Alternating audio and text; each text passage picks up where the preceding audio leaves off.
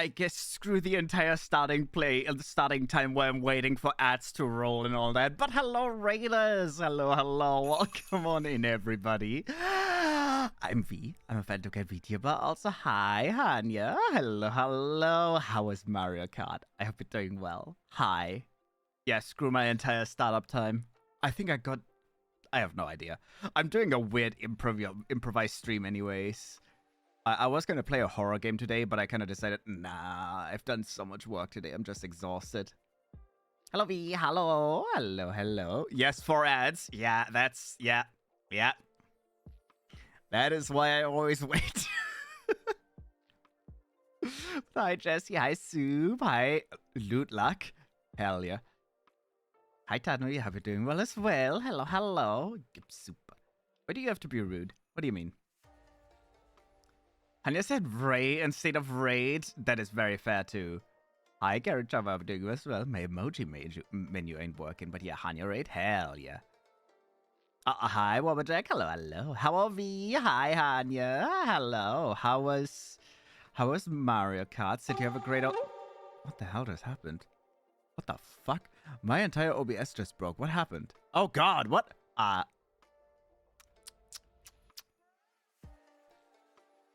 Thank you, Anonymous, who I'm wildly guessing was Soup. Wildly guessing. Oh, shit. I love how my entire OBS kind of froze and everything was flickering out, and it's like, what the hell? I couldn't even tell what happened. But thank you, Anonymous. It's not Soup? What do you mean? It was Hanya? Huh? Was it Hanya? Hey? It says Anonymous. I don't know who it was. I thought it was Soup because Soup immediately said, "May 10 of you be ad free." I'll thank you, Anonymous. Thank you, stranger. Do you have a new outfit? No, ironically, this is my old outfit. This is actually my the original outfit I have on my... Wait, I don't even know if you remember my old model. I just know Anonymous really well. Oh, that explains it. Wait, let me get the... Do I have the chibi? There, the chibi. This is my original Live 2D model, right? And this is the exact same outfit that I was wearing at the time. So I still have that. I love it. Did I ever ask you where your background is for? Nylon art, I think? Is it custom or may I steal? It is custom. This is my background. This is actually a background that was customly designed for me. This is one of the few custom assets, yeah. I really wanted a custom overlay and all that as well, but no, I kind of ran out of money after my background. Never mind then. The fun thing is, I have this one as well. I have 2 of them. But the lighting isn't set up for the day version. So the day version is meant to be a lot more bright and all that, but I don't have lighting set up for this one. Yeah, I have a day and a night version. Oh my god. Yes, I very much like them. They are very, very pretty. Honestly, I was going to use the day version a lot more, but I kind of like, after I got them, because the day version has more of purple pinkish tones, which is more my color scheme, right? But after I got them, I was like, oh my god, I just like the night version way too much. I had to use this more. I really like it. Catch this follow too, nerd. Why, thank you, Carrot Jump. One of the few custom assets. I'm talking about on-stream assets. Right? Because one of the things I've never... 150, holy? Let's not talk about it. Oh, God. That just... that's gonna just make me sad again. That is gonna make me sad again, because, like... Okay, Cell made most of my custom stuff, right? Like emotes and all that. The panels. That's all Cell. Cell is literally my basement artist doing everything. So no, I'm just saying like this specific stuff that is visible on stream, right? The overlays and all that.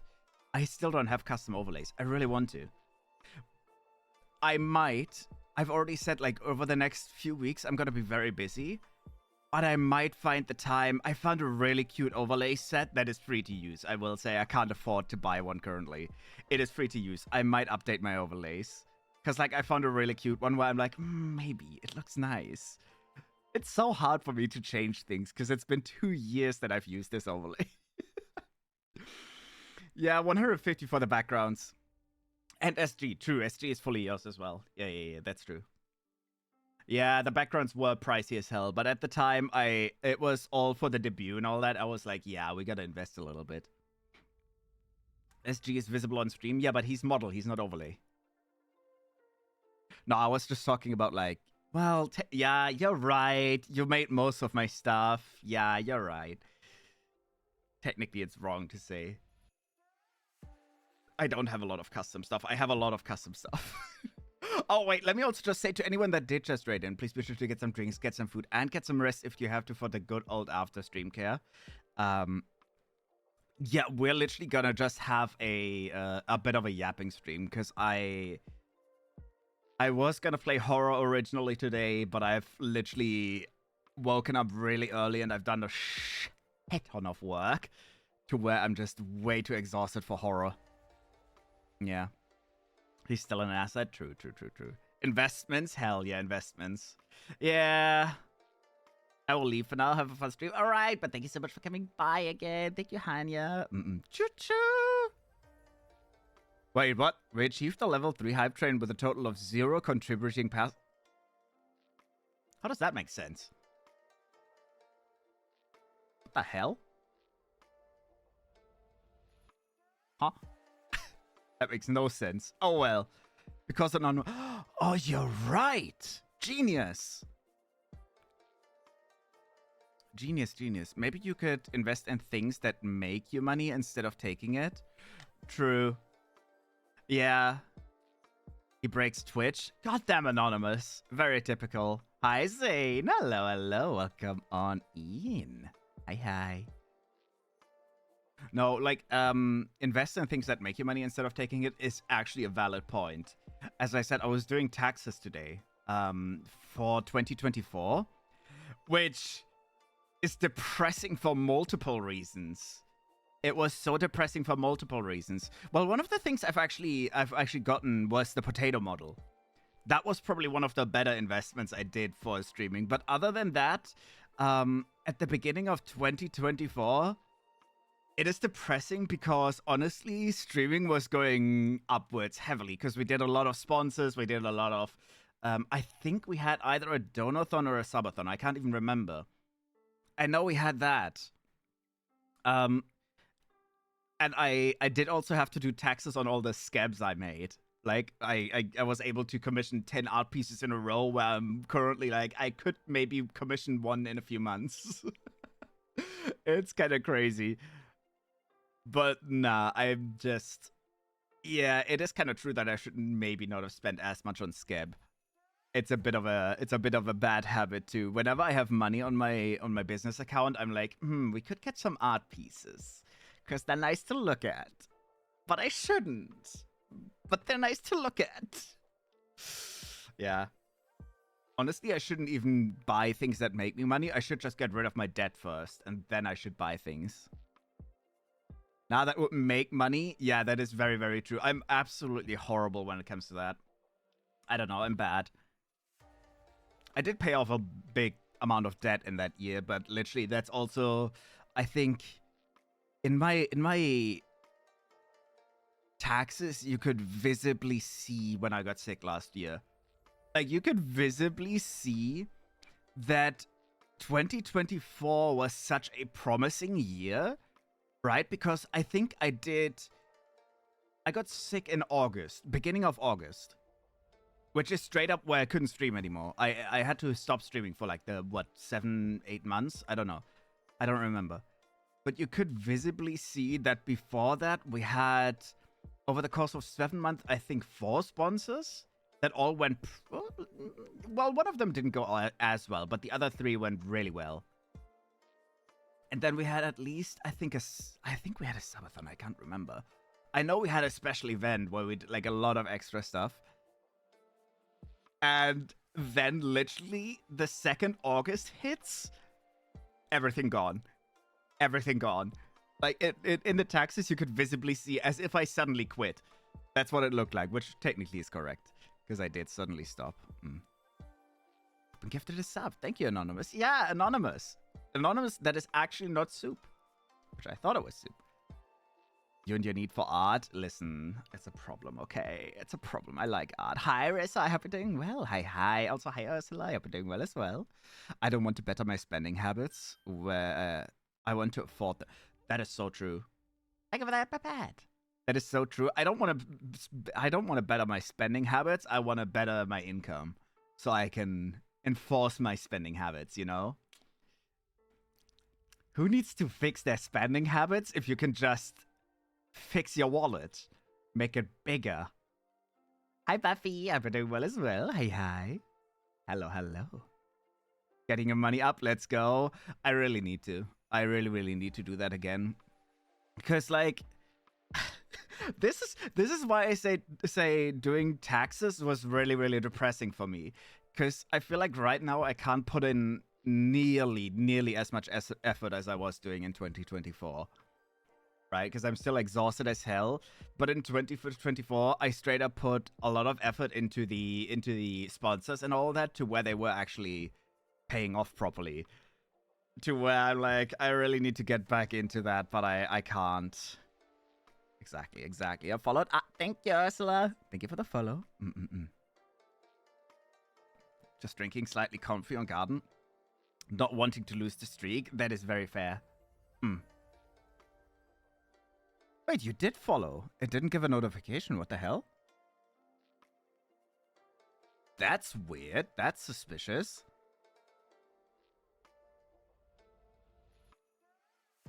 There's something else suspicious. We'll see. You're the one to talk about spending money having. Yeah. Thing is, last year I was spending quite a bit, right? But I also did really well on saving money. That's the sad thing. Before I got sick, I was really doing pretty well on saving up money again, slowly getting rid of debt, but that all got killed. Like I'm all the way back in it. Hi, Alice. Hello. I hope you're doing well as well. Don't expect much of grammar. I'm texting with one hand. That is absolutely fair. Don't worry about it. I've been watching Financial Audit and seeing dumb people dealing with money badly. Yeah, I am dumb people. I'm dealing with money badly. Hello. That's me. The thing is, I have horribly low income, especially at the moment, but like even when I work, I have horribly low income. And with that horribly low income, I'm also pretty irresponsible. Yeah.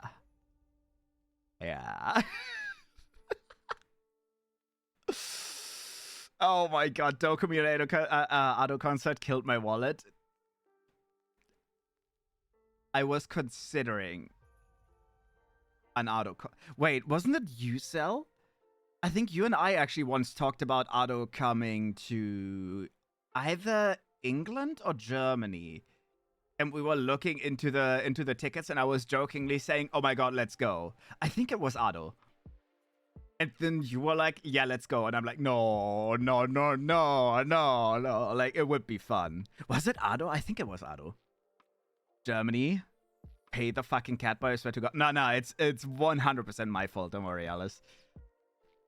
I'm Schmoll. I'm double Schmoll size now.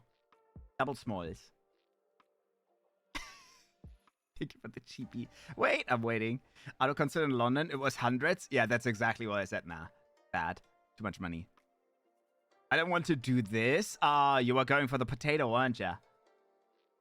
Onto the other. Get scammed. Get scammed by yourself. I don't know. I will say, I don't know. Right? I'm so torn of how to currently feel about what I'm doing, right? Because on one hand, I know I'm physically sick and I am exhausted and all that. But on the other hand, like doing taxes, it makes me look at it and just see that I used to. I still do put in a shit ton of effort. I put in a lot more effort back then, but that was specifically for financial reasons, right? Like looking into sponsors and making money of that, right? Because, yeah, I had to. It was emergency stuff. I know I should do that again. but I also know how much effort I'm putting into very different topics currently. Also, I'll do the RR quickly, then I'll keep yapping about what I was gonna say. Thank you for the... I breathed in way too deep.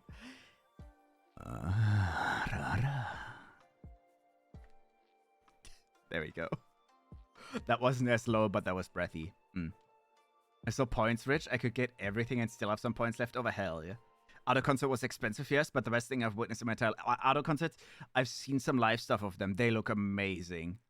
Like Auto live at some point, I'd really love to see them. They are so good live. It's crazy. It is absolutely crazy. I'd love to go there. But no, what I was gonna say, right? I know I'm not putting as much attention into stuff like sponsors. It's the same reason. I know I've mentioned this on stream before. I would love to do another like subathon or something at some point, but I also really don't want to do it if I can't properly deliver on like promised stuff. For example, I still owe a karaoke stream, right? My big goal on the left karaoke stream. I'm not removing that. I'm not putting a new goal because I still owe that, and I will absolutely not just be like, oh, we're gonna skip it because I was sick. Fuck that. But I'm just too I don't want to say weak. That sounds weird, but I'm too physically exhausted to where I could currently do one and properly keep that up without passing out. So I'll keep that goal up and all that. But yeah, that's the same reason I'm not doing a donathon. But I do know that, for example, I'm putting a shit ton of effort into practicing singing and into practicing mixing and into practicing some other background stuff to where I know I can do that in my own time rather than live on stream. Live on stream is a lot more exhausting. Karaoke, for example, I'd have to be like live for 2-3 hours and have a set track of songs and all that, which is a lot harder than for me to be like, oh, I have a lot of energy today. I'm going to go in my little booth for half an hour and sing. I now can die in peace. Hopefully not soon. Yeah, hopefully not soon. Don't die. No dying. I hope you're doing good though, Meow Meow. Yeah, I'm just a little bit exhausted. That's why we're doing a yapping stream today. What the hell did I just hear in my ear? Don't worry about it. Absolutely nothing. I'm so sad for you. I want the memory to be well. It breaks my heart that you to not have you super well. Yeah. I don't know. I know I'm getting back into it. I'm slowly getting back into it, but it just... The thing is, it messes with me mentally a lot more than physically, I think. Because, look at it. I would say I'm a workaholic. I thrive on getting work done. It makes me mentally happy when I get a lot of creative work done. It always has. I've always loved doing creative stuff, right? I think 2 years ago or something, I learned woodworking just for fun. Why? Because I really love having creative processes and just getting some creative work done and all that. It just a weirdly satisfying thing for me. But masochist? No, I wouldn't say that's a masochistic thing. I just really enjoy. It's like having any other hobby, right? I just get way too much into it. Yeah.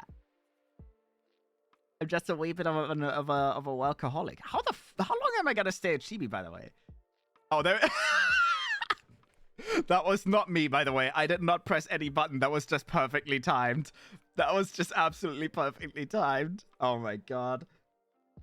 No, but I'm a workaholic that is physically incapable of doing work at the moment. It is horrible. It is so horrible. That's why I'm so absolutely happy whenever I have a day where I can be like, hey, I actually got some stuff done today. Like today, I did my taxes, which I've been pushing for months now because I literally couldn't. And I've gotten a quick hanger thing to where I can now detach my microphone really quickly. Because obviously it's a little bit annoying to unscrew it and then take the cable off and all that every time I want to go into my recording booth. Just in time, thought the same. Yeah, I don't believe you, Catboy. It's just my internal clock. My internal clock was like, shouldn't 5 minutes be over now? I'm almost questioning why I'm not traveling more to some cheap but fun places now that I have the money and enjoying myself. I said I can't do it alone. reminding me of how broke everyone I know is, so I don't know whether to be happy I'm doing well or sad for my friends. Both. But mainly be happy for yourself. Yeah. That's more important. I love you, meow meow. Meow. Big meow meow time. Yeah. I don't know. I'm just very happy about any time I do get work done. Which at the same time still drags me down whenever I have those stupid days where I'm feeling sick or where I have to recover from stupid medicine. Those days just fuck with me. They mentally ruin me because I'm like, I haven't done anything. This is why I say, like, physically I have no issue. I had no issue with the pain. Well, I had an issue with the pain. It literally made me incapable of sitting and laying and all that. But mentally it's way messier than anything else. I don't even know if I said this, but it literally ended up getting to the point where I ended up taking a laptop to the hospital specifically so I could get work done. Like, I was laying in my hospital bed getting straight up chemo into my veins. And I did play a lot of Final Fantasy. I will say that because, again, I was really tired during those days. So I ended up playing a lot of Final Fantasy as well. But my nurses specifically kept saying to me, you better not be doing any work. You better just be... And I'm like, no. I'm just playing games. And anytime they would get out, I'm just back at, like, editing audio or, like, trying to edit videos and all that. I still haven't learned how to edit videos. I haven't. I've started editing a VOD. It took me so long. I just got halfway and then I forgot about it. Let the car work? Yeah. You better not be drinking Monster. They actually never pointed that out. That is the funniest thing. Apparently, I was told that on my very last stationary chemo. Apparently, I wasn't supposed to drink energy drinks. Which my doctor at the time didn't tell me. We specifically talked about, like, all the stuff that you weren't supposed to drink, which included raw foods, right? Like undercooked steak, for example. I would not be allowed to eat that. I wouldn't be allowed to eat sushi with fish in it and all that, which I don't eat anyways. I hate fish.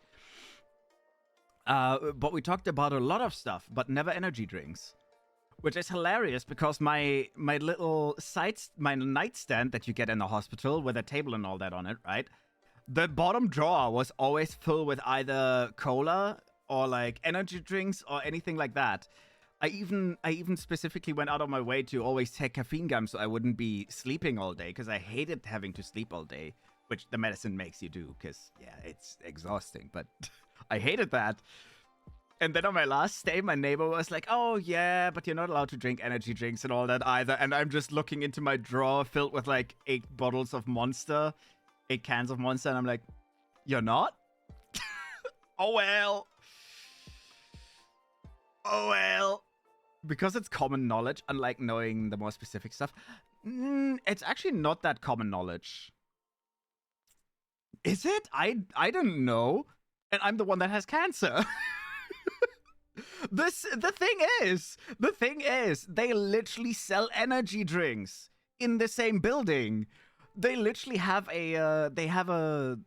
not a convenience store. They have those, what do you call them? Vending machines. They have vending machines at the bottom floor that literally sell Red Bull. Well, I was like, wait, if they're not allowed to drink energy during chemo, why the fuck are they selling Red Bull? And then people were like, oh yeah, but there's, like, other people in this building. And then I'm like, that's true.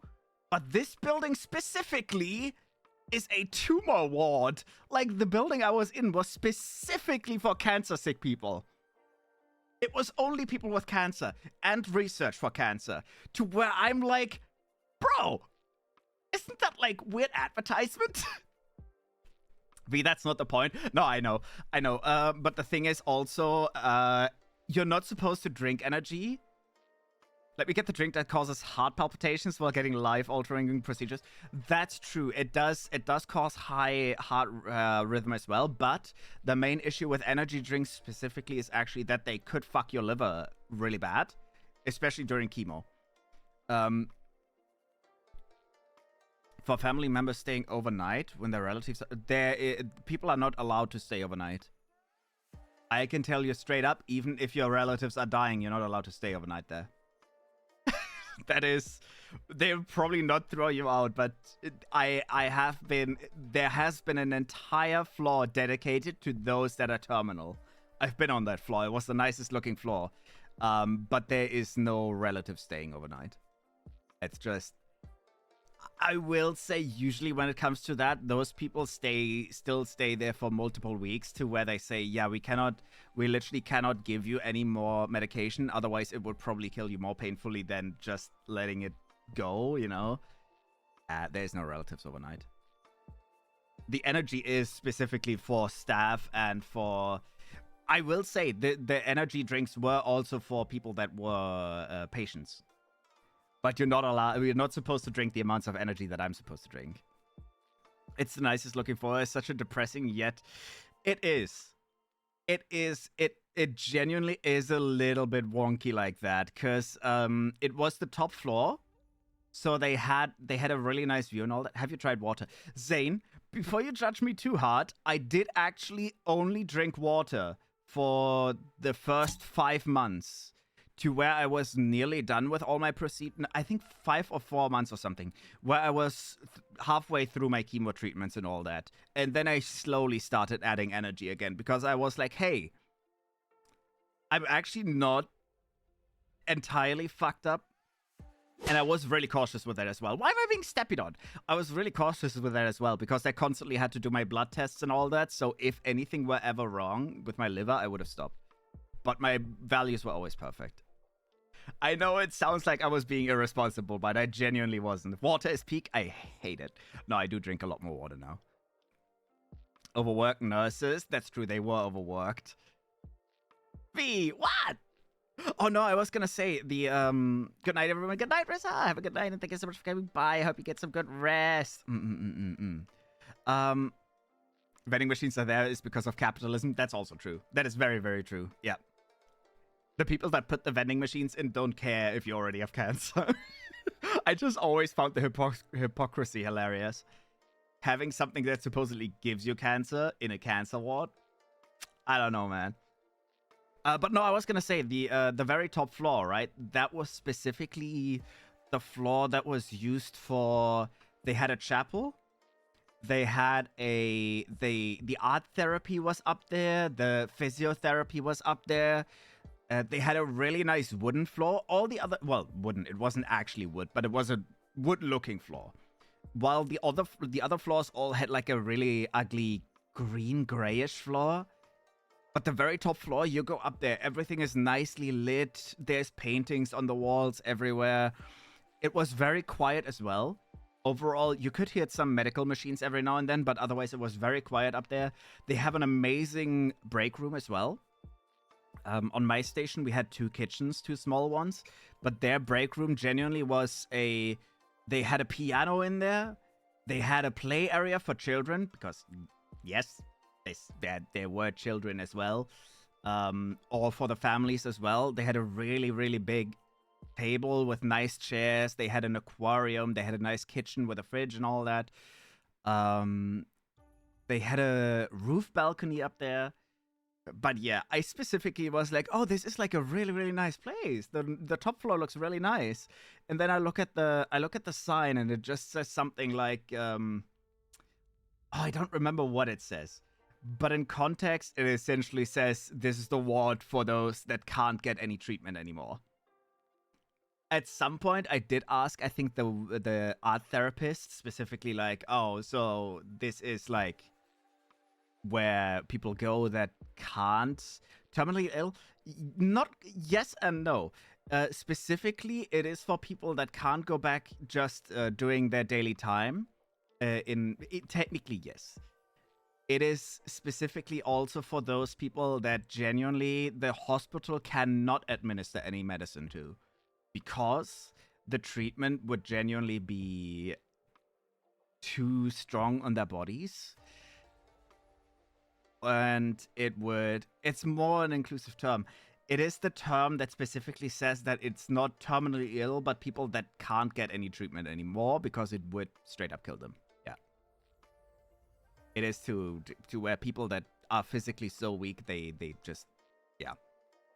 So that's why they have everything nice up there, and that's why they had the very nicest floor and all that as well. Like, you could literally go in the corridor and get a Coke, get Fanta, get everything. They just had sodas on there. Our ward only had water and horrible coffee, and you go up there and they have all sorts of soda that you can just grab, which is nice as well. Written that they read it and be reminded again? No, it was only written inside the elevator, which it's unlikely that the people that are in those beds would just go into the elevator to read it. Yeah. It's to make you walk up the stairs, V. Oh no, I always took the elevator. Okay, I want to point out that sounds like I'm lazy. No, okay, I knew you were gonna say that. I knew you were gonna say that. The thing is, anytime that I was in the hospital, I had one of those big hospital thingies on me, right? Because I constantly had, for most of my stays, I had a 24/8 chemo, which was literally going into me 24 hours a day. I literally had a chemo where people, my nurses, who've been working in the hospital, I think one of them was working there for like 20 plus years, and bro straight up told me like, oh, I've never seen a chemo like this. I've never seen anyone actually have a 24-hour chemo for 8 days in a row. And that's, again, because my tumor was something, oh, it was so special, blah, blah, blah. It was a stupid thing. Whatever they called them. Yeah, IV bags. I constantly had IV bags, and whenever you have IV bags, they go on like, obviously they have to hang higher so they flow into you properly. And then you get one with wheels so you can still go to the toilet, but you can't take those up the stairs. 24/8, yeah. Bro stayed so long it added a new day to the week. Yeah. 24/8 was my chemo. 24 hours a day, 8 days a week. Exactly. Huh? No, it wasn't 8 day. It was literally 8 full days, not 7. Otherwise, I would have said 24/7. What? Well, usually people say 24/7, right? To where you use that as a term for permanently being on something or something like that. But I kept calling it the 24/8 chemo because I literally had to have it for 24 hours, 8 days in a row. It was fun. Ironically enough, I want to point out, that chemo was still my favorite. The other one, that was only, I think, 4 or 5 days. That one fucked me up massively. That one straight up ruined me. That one genuinely made me feel horrible. It's funny, because the smaller chemo was so much more violent.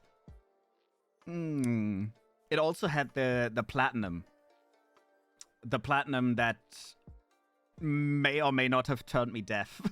No, it could have turned me deaf. Like, they straight up said from the beginning, there's a good chance, or not a good chance. There is a chance that you're gonna go deaf, or at least have hearing issues after this.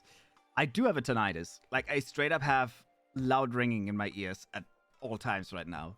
Which gets worse when I'm exhausted, but it literally hasn't left me since that. The big machine you have to lay in? What? There's a lot of machines you have to lay in. I don't think I talked about a CT or MRI just now, did I? I don't know what you mean with a big machine you have to lay in.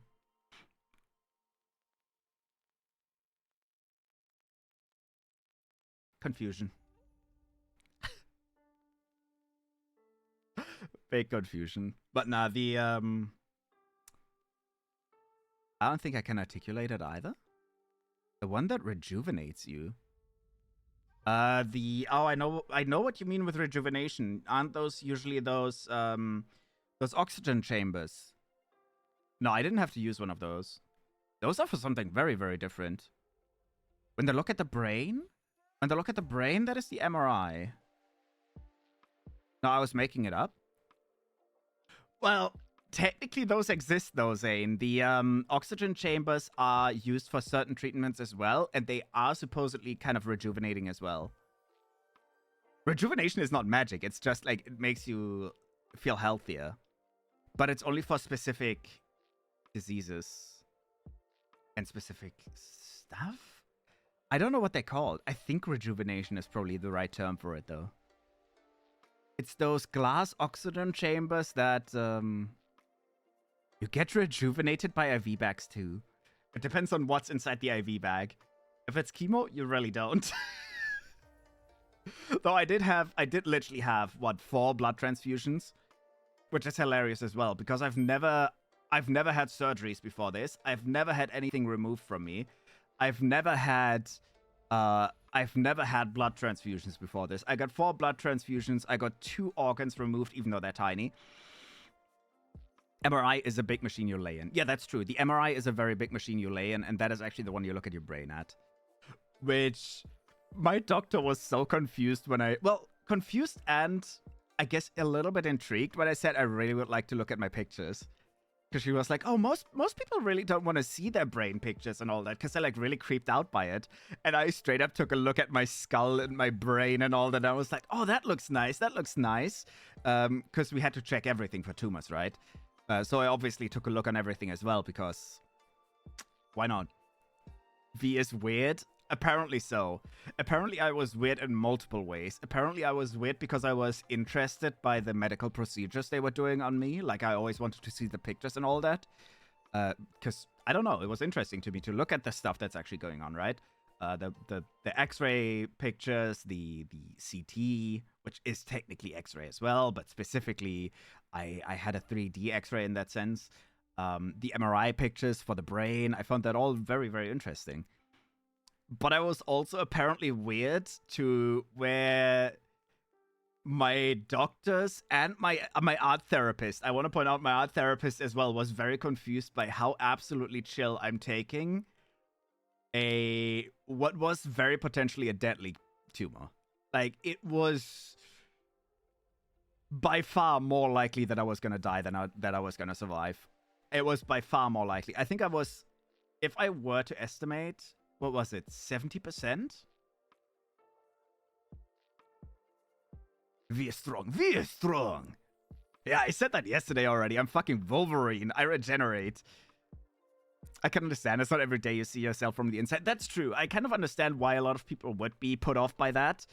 But at the same time, I'm like, this is just medical stuff. I find that fascinating, and I love to see what's wrong. I don't know. I always just found that more interesting than scary or anything. I mean, that was the same doctor that flipped me on my stomach and penetrated my ass.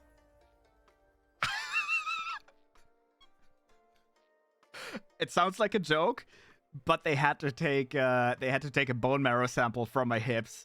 So instead of putting me in a surgery room, I'm not even kidding. Instead of a surgery room, which I didn't expect at the time, they knocked me out with ketamine, and they straight up just stamped into my hips while I was laying in my bed, knocked out. Yeah. And it was done by the same doctor that also presented the pictures to me. She was really nice. Yeah. I got pegged. Maybe the fuck? Ketamine V is canon. It is canon! Man, I've talked about this multiple times. I've gotten so many drugs. So many drugs. I've tried pretty much all the very common what do you call that? Sedatives now. Like opioids. I've tried ketamine, obviously. I've tried, oh, there was more.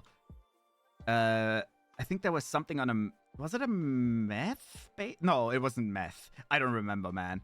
Acid? No, acid is not a sedative, is it? That's a hallucinogenic. But no, ketamine specifically was so fun because it knocked me out entirely and it made me hallucinate. Like, I had the best fucking dreams.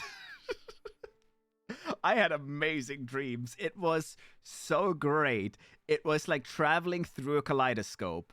And I'm not even kidding. If you've seen this scene from Doctor Strange, the very first movie where he essentially gets sent through like the mirror dimension, that is how I felt. Everything was collapsing in on itself. Reality just shattered. And that was such an... I wouldn't do it again. I'm not advertising drugs at all. It's a horrible thing to do. Like, don't do drugs, especially not if they're not applied by medical professionals. But that was a really cool one-off experience. That sounds cool and freaky. It was both of those things. And the problem is I also had a roommate at the time that didn't bring headphones. And I was knocked out for quite a while. So I think a few hours in, my body tried to wake up, but I was still drugged a little bit, right? They were already done with the procedure. My body was kind of trying to wake up, but I couldn't. So I was always like semi-awake and semi-not. I did realize for short moments that I was just laying on my bed, on my stomach, just drooling away. I was absolutely drooling my ass off. But I kept hearing his fucking TikToks. Bro was doom scrolling TikTok for like 2 hours, and the TikToks just gave me weird dreams as well. I can't remember them. I was too knocked out, but I do remember that I got like so disgustingly into those, where I'm like, oh my god, shut the fuck up, please. I was gonna yell at him when I was knocked out because I was having such good times, and then his fucking TikToks took me out of it. Oh well. V dreamed about Cass doing backflips? No.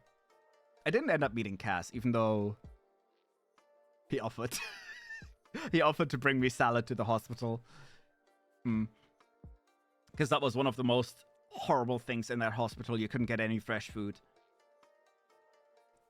It's weird when you have such horrible food that your body genuinely starts craving salad to the point where I'm like, I need this now. Because I was so vitamin depraved from the food that they had. Brain rot TikToks, it was so bad. It was so fucking bad. I don't know. Then again, I also had a roommate once that constantly was just letting the Big Bang Theory run and German. Which Big Bang is already brain rot. But in German, it's even worse. Right in front of Cass's salad, exactly. Once again, TikTok being brain rot and being just nasty. Yeah. Oh well. Oh well. Yeah, outside of the TikTok brain rot, that was a really interesting experience. The other drugs weren't as fun. Like Tilidine is... I think Tilidine is an opioid, and opioids just make me really tired. Which I didn't like that much. Then again, it did give me one of the best nights of sleep that I ever had. For the time that I took it, anytime I would lay in bed, I fell asleep better than ever. It was at least something. I still have it, you know? In case I ever don't sleep well, I can just... and take a very nice long nap. Yeah. I have so many drugs next to my bed now. So many prescription drugs. Some of them I'm saving because, like, I got prescription painkillers as well that are really good for me. Like, they work properly. Because the usual stuff that you get is, I literally have it here, ibuprofen or stuff like that. Which I sometimes have headaches where it just doesn't help that much. But I also got nicer painkillers now. In general, when he isn't on drugs, has bags under his eyes, even fucking Gucci would get jealous of. You're not wrong. You are not wrong. Yeah. Though I will say, before I got sick, I think I had more eye bags than I have now. Which is not surprising, because I couldn't sleep well before that. And now I'm just so exhausted, I at least get more sleep. Yeah. The only drug I take is booze right now. And I take it when I'm sad. That is very fair. I fucking wish I could. I fucking wish I could. I am banned from booze. Same with energy drinks. The booze can really screw your liver. So I'm not allowed to do it. I would probably be allowed to take a tiny bit, but I'm not allowed to get drunk. It is dangerous for me right now. I did say already, though, I really, really want to get a nice bottle of rum. And once I'm officially declared as cancer-free, which I don't know if that will happen this year. I hope it will. Because I'm still getting radiation treatment soon. And after that, I hope they will say, hey, we haven't found anything. So as of right now, you're considered cancer-free. I would love that. Because once that happens, or at least when I'm done with all my chemo treatment and I'm allowed to drink again, I would love to do a celebration stream. To where I'm just gonna get absolutely fucking wasted. I don't know. I'm looking forward to it. Because I've had multiple days where I was like, man, I could really use a drink right now. But at the same time, which is funny because usually I don't crave drinks. But I've had enough stressful day where I just really would have liked an alcoholic drink.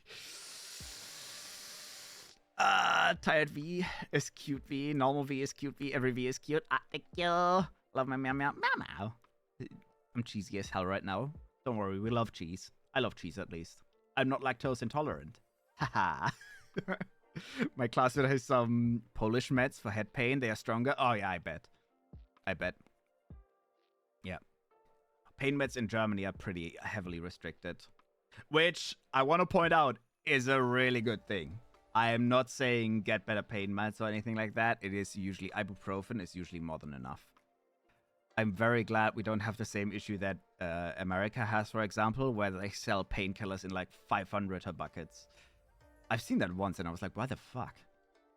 You can literally go to a convenience store and buy them in the same, like, one aisle over from your cheese puffs, and they're in the same kind of, like, canister.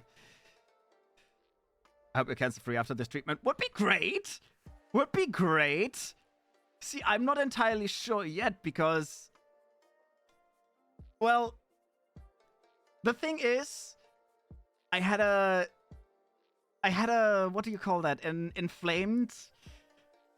what's it called again? Appendix. I had an inflamed appendix, right? Because one of my last hospital stays, I had 7 inflammations or infections at the same time. One of them was an appendix, and they had to do like an emergency check and all that. I didn't have any pain, but they were like, "Oh, this is really fucking dangerous. We need to do a surgery on this." Because a appendix can very easily burst and all that, and then it's genuinely life-threatening. And they had to put me on an emergency surgery, which they had to do on the same day that they even noticed that. Funny thing is, I don't know if that's really funny, but funny thing is, that was also my second cancer. It's not funny, spoiler. No, because they didn't know it was, they didn't know there was literally another tumor inside my appendix. They didn't know. No one knew. It was invisible on all scans because it was inside and it was inside the inflammation and all that. They didn't know. It was tiny as well. But a few weeks later, on my next hospital stay, my doctor sits down with me and is like, "So, I'd like to talk to you about your tumor." And I'm like, "Yeah, okay, what about it?" And she's like, "Oh, wait, actually, I would like to talk to you about your appendix because we found another tumor." And I'm like, "You what?" And she's like, "Yeah, we found another rare nerve tumor." Which is, I think it was called an MIT tumor or something. Which, hilariously enough, my first one was a really rare nerve cancer, right? And the second one was a really rare nerve cancer. That doesn't sound funny. It is kind of funny to me. It is kind of funny to me. The tumors were twinsies. They were not related at all. But they were both incredibly rare, and they were both nerve cancers. Actually, I'm not entirely sure. I might be stating this wrong. The second one may not have been cancer. But they did tell me he had an aggression score, and usually when they have an aggression score, that means they might be cancer. But at the same time, an MIT cancer, the specific, I think they're called MIT. I might be wrong on the term there. They are very docile. As in, I could have lived with it for like 20, 30 years and it would never have done anything. But it's still an incredibly rare type of nerve cancer that was just absolutely randomly removed. What is your gacha V? You have no idea how good my game RNG is, right? Thing is, I don't understand my RNG anymore. I do not understand. Usually when it comes to gacha games, I've done that exact comparison that you just made multiple times. I've just burnt my hand. Oh my god, Sal, I'm so sorry. Don't burn your hand. I just saw that. It's the type that gets aggressive out of nowhere, right? Not really. At least from what I know, it doesn't get aggressive. From what I know, does it? Actually, it might. I haven't talked about her so much because I was like, oh, well, it's gone now, right? And they were like, yeah, it's gone. Because apparently it was fully removed. They were first considering, like, removing a bunch of my intestines, but they were like, nah, it's all good. It's all good. So that almost went very bad as well. I am so glad I have had my appendix removed and I have had my adrenal gland removed. I am incredibly lucky. This also goes into the gacha luck. Usually my gacha luck is incredibly good. That's not a secret. Like on stream, I keep getting characters really easily. They randomly removed a cancer that they didn't know about, which was incredibly rare. I also had an incredibly rare cancer that randomly, despite being pretty damn big, it was literally the size of my fist. It very luckily was still in the first stage to where it hadn't attacked anything but, well, my adrenal gland a little bit because it grew out of that. So, outside of the incredibly bad luck of having 2 rare tumors, I also had the incredibly good luck of having one randomly removed and the other one randomly not attack anything outside of obviously hitting my my nerves at the spine where I felt massive pain. But that was that was still one of the best results I could have hoped for. To then also having a really dangerous surgery to remove it because it was on one of my main arteries in my back. I was straight up told from the get-go, it is really dangerous. If there's a single issue, because this is going to be a tiny bit graphic, so fair heads up. They straight up had to peel the tumor off my main artery because it was fully engulfed. If they had nicked that, I would have died. If they had cut a different artery there, I would have most likely been paralyzed. Which, it's an insanely dangerous procedure. I got lucky enough that they decided... okay, that wasn't luck. They straight up decided to only let the chief surgeon and the second in command. Those were the only 2 surgeons they would even let operate on me. I got the chief doc treatment in every area as well because my tumor was so rare and so dangerous. It sounds horrific. It does. It was, I think, what was it, 7-hour surgery to remove that fucking thing? They had to cut the tiniest pieces out of it because it was that dangerous. I got incredibly unlucky with the type of tumor that it was, and I got so incredibly lucky with how everything went. Holy, that is literally why the day before my surgery, I straight up said, hey, just in case I don't come back, thank you and all that. I didn't expect to come back. I did not. My odds for all of this turning out the way it did were incredibly low. Surviving this tumor as an adult is a very low chance. Very low. I'm glad for your 30%. I think it was even less. Technically. I don't know. The 30% only evaluates the type of tumor it is, right? It doesn't evaluate the position where it was next to my main artery and all that. It doesn't evaluate the stage yet. But to be fair, I was stage 1. So I think 30% would have been fair on that. I was very, very lucky that despite it being massive, yeah. Okay, 15. Technically, my odds also went down more because of the appendix as well. Because I didn't know. Appendix inflammations you can usually feel very, very, very early on. Literally, my doctors were confused. I had, I think... I had a CT that day.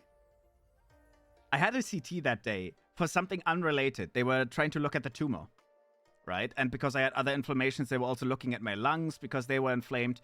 They were looking at something entirely different. And after the CT, I went back to my room and all that. One doctor comes in. He's like, yeah, we checked the CT and we saw something weird. And I'd like to touch your stomach a little bit to see if you feel any pain. And I'm like, okay. Is this important or anything? And he's like, oh, it's just like a slight inflammation, but nothing to worry about. Bro touches my stomach and I'm like, okay, is there anything wrong? And he's like, do you feel any pain? I'm like, no. And he's like, oh, well, if you don't feel any pain, it's probably nothing. So I'll ask a surgical consult. Goes to the surgical consult. Surgical consult says it's probably an inflamed appendix. The same doctor comes back and he's like, I'll touch it again. Is there actually no pain? And he just keeps squeezing, and I'm like, no, it hurts a little bit because you're squishing very deep and all that, right? You're literally squishing my organs. And I've only fairly recently had the other surgery as well. And bro's like, yeah, but otherwise no pain. I'm like, no, it's all fine. It's all good. And he goes again. And then he comes back, and he's like, we would like to send you to surgical consultation. And he sends me over to the, who was it? It was a very nice doctor. I think his name was Master. Like he had a fun name. I remembered his name because his name was literally Master or Masters. 36% for one, around 70% for second one. What, survivability or danger? It is a little bit rough to say because that also doesn't evaluate the aggression score, and my aggression score was pretty damn high on the tumor that I had. Because they do test how aggressive a tumor is, and mine was at, I think, 70, 80%, I don't remember. Thank you, Doctor and Vice Doctor, for having our cat operated safely. Yeah, they were amazing. I've never met the Chief, by the way. I've never met the Chief Surgeon. I've never talked to him. But the Vice Chief, like the second in command, he was really fucking nice. He also had amazing cowboy boots. I remember because he actually talked about how he grew up near where I came from. And he had like really nice hair. And he was really fucking tall as well. He was like 2 meters. And he had really nice cowboy boots. I remember that. It wasn't actually cowboy boots, but they were really good. 36 for one, around 70 for second. From what I remember, it was like between 36 to 70% just for the stage 1. Because for adults, it was really hard to tell for this specific type of tumor since there is no statistics. I forgot where I was. Oh no, I was sent to the surgical consult.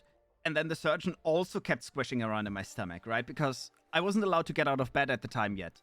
Because they were so fucking worried that if I would walk, I would die.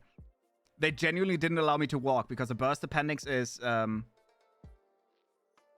starts at 97. Oh, 97. Okay. Oh, starts. Yeah, I think the first stage is already 36% up to 70%. And I do know that mine was definitely on the higher end of like 60, 70%-ish. Specifically because of the position and because of its aggression rating. Yeah. But no, the surgeon kept squishing around as well. And he was like, really? No pain? Because apparently my blood values were so bad that I presented asymptomatically to where they couldn't tell that I had a inflamed appendix. And then they were like, you know what? We would like to look inside you. And I'm like, oh, okay. And he's like, yeah, we'll just take a look. And if it's inflamed, we're going to take it out. I get sent back to my room. And then I get an anesthesia sent in right away. Bro looks at me as well, sits there like, he was one of the weirder doctors that I didn't quite like. Because he was just sitting there like, oh, you don't look like you're gonna die to me. You don't look like you're deadly ill. And I'm like, I don't feel deadly ill because I'm just chilling on my bed, just vibing, having a great time. And he's like, okay, yeah, but apparently we have to do a surgery today. And you don't have any pain? And I'm like, nope, absolutely perfectly fine. And I was sitting on my bed, cross-legged and all that, very chill. Because at the time they didn't quite tell me yet what it was, right? I was all chills. They were like, slightly worried it might be something, but they didn't know. And yeah, then they removed it as well. I forgot where I began with this story, so I can't remember what exactly the point was. I think it was the specific danger of how that also decreased my survivability a little bit, but no clue. But yes, the stage 1 cancer survivability starts at 36%. And it is very horrible for adults as well. And the average is 50% survivability for 5 years on a stage 1. But it goes up to roughly 76%. 70-ish% survivability on statistics, right? On statistics. Statistics obviously doesn't mean for the individual case. For my individual case, I kind of had to guess that around from what the doctors were telling me and all that. My odds were horrible. Because as an adult already, you start at a baseline of roughly 50%. I had horrible placement. It was really big already. Despite being stage 1, it was really big. Yeah, my odds weren't good. But oh well, this is what I mean. Like, my gacha luck is incredible. Right? And I don't even care if it's 70%, 80%. I got through this a lot better than I would have ever expected. I want to hug you. How can I hug the Mamyo? Come here. Give me I can only open my hands. I can't open my arms. I can't even get my second hand. Where's my second hand? There. Here. Give hug. That looks more like I want uppies. Uppies? Give uppies? Uppies?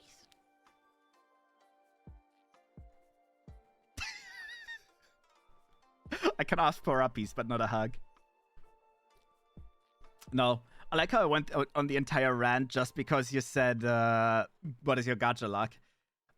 I 100% kept saying that as well. I did that comparison multiple times because usually my gacha luck is insane. My RNG is insane. It is so insane even that I'm not very religious, and I'm not gonna get into religion all that much, right? But I have said multiple times that if I had a patron, or if I had a single god that I should thank, it would be Fortuna. I've quite said this throughout the years multiple times to where, like, I think if I have a patron saint / patron god and all that, it is Fortuna. Because my RNG is incredible. It has to be a luck-based god. I don't know. I wish I was like some sort of warlock and I could make a pact with her. Because straight up, yes, I'd serve. Absolutely. My RNG has always been a little bit insane, but now I literally don't know how to properly explain on how great my luck was in this. Group hug, meow meow, hooray! Yeah. I don't know. I've already thought maybe I should change my entire cherry blossom design. I have the cherry blossom design specifically because cherries to me signify home, right? I've said this before. Any home that I actually had, like a proper house, even right now, the house that we had has a cherry tree. The house that I was growing up as a child had a cherry tree and all that. Like, we literally grew our own cherry tree. To me, that kind of like signifies home. That's why I really was like, oh, the cherry blossom design is such a fitting thing. It's not random. I do nothing random. Damn fancy. The tree that we had at our old home was pretty small because they grow very, very slowly. The one that we have here is massive, though. It is really big. It is straight up so big that I think 4 days ago or something, my mom literally was complaining about one of the people that lives in this shitty town. Because she was outside and someone nearly ran her over with their e-bike. Why did they run her over? Because they were literally not looking and they were driving into our driveway to then proceed to, well, nearly run over my mom, to then proceed to park their bike underneath our cherry tree and to go there and just start picking them. And my mom being like, what the fuck are you doing? And they're like, oh, well, I'm just picking some cherries. And they're like, this is private property. And then the dude was just like, yeah, I can read. Because we literally have a sign right next to the tree as well, private property, because people kept parking on our property as well. and the person was so fucking rude about stealing the cherries. And they were like, yeah, I'm just stealing a few. They straight up said, I'm stealing a few. Not I'm taking a few, I'm stealing a few. And they were trying to be weirdly dismissive about it, like it's okay or something. Like they're not breaking onto our property and stealing our things. But oh well. I'm sorry, I'm being way too parasocial with this stuff, and it's just literally my comfy streamer, probably my Oshi too. Thank you. Closely tied to your streams, and they make me feel real at ease. So I'm just glad. Thank you for being alive. Thank you. No, it's okay. I don't know. I don't feel like saying hugs and all that is too parasocial. Don't worry. I think it's too parasocial when you come into my DMs and you're like, hey, what you doing tonight? What you wearing right now? I think that is a little bit too parasocial for my taste. Also, hi, Aladdin. I hope you're doing well. Hi. Welcome on in. What's good, car? I could never. No, I think otherwise you're not being too parasocial. Don't worry. I've had worse. I have had absolutely worse. Years ago, this is less of a secret. So I can't send you DMs, SMH. Aren't we literally friends on Discord? You can send me DMs, but I've had a few very odd encounters. Years and years ago, when I was a VR chat player still, I actually had a furry model. No, I'm not a furry. I was never a furry. I made a Nanachi model because I didn't know what the fuck it was. I came back to VR chat after a really long time and I was like, oh my god, this is kind of cute. I straight up I knew what furries were, but I didn't know that a Nanachi would categorize as a furry. So I made the model and it was kind of cute. And I don't know, I liked it. So I ended up using it and I ended up streaming with it at the time as well. And I ended up streaming Beat Saber, which obviously I played a bunch of VR games at the time. Beat Saber has always been one of my favorite games.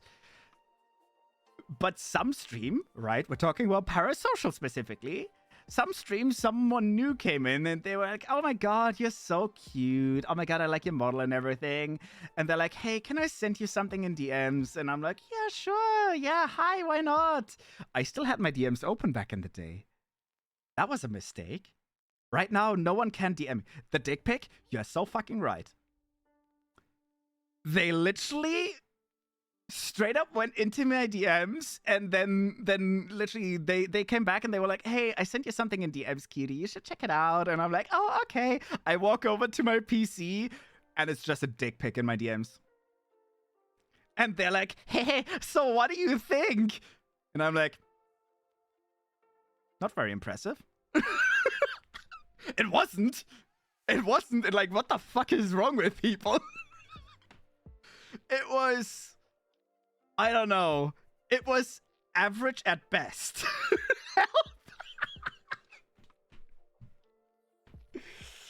Hi, Abs. Hi, Abs. Hi. Welcome. Hi. Yeah.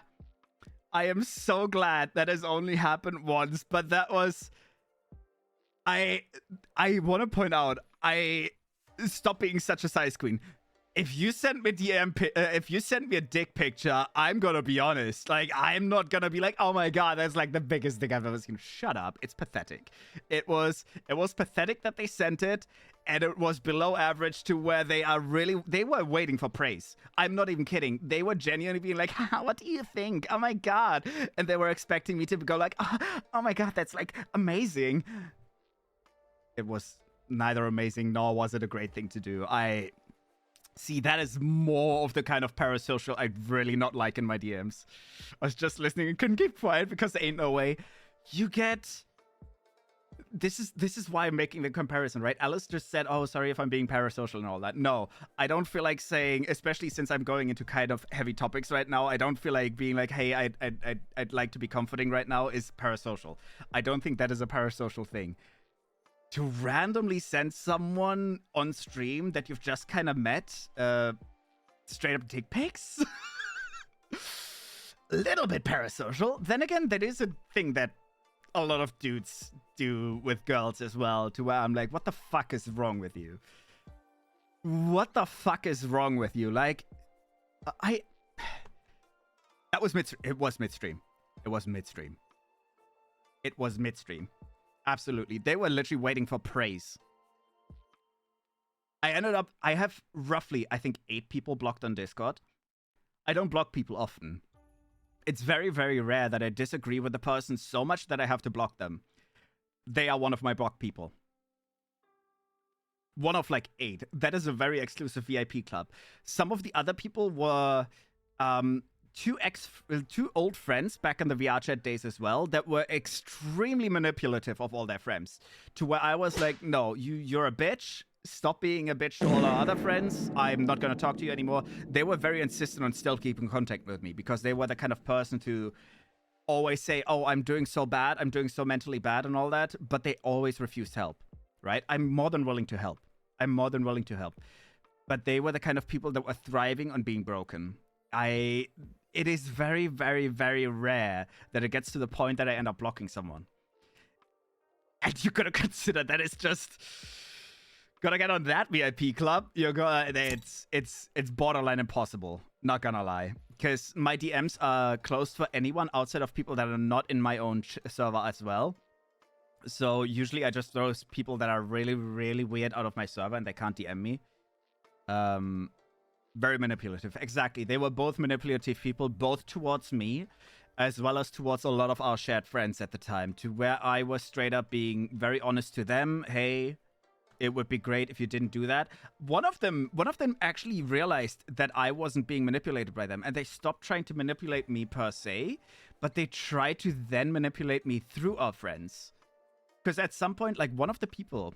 first of all, hi, Reese. I've been doing well. Second of all, thank you for the hydrate. Yikes, no wonder you blocked them. Yeah. They were very proudly always talking about how they have personality disorder. What is it called again? Bipolar, right? They were so fucking proud of it.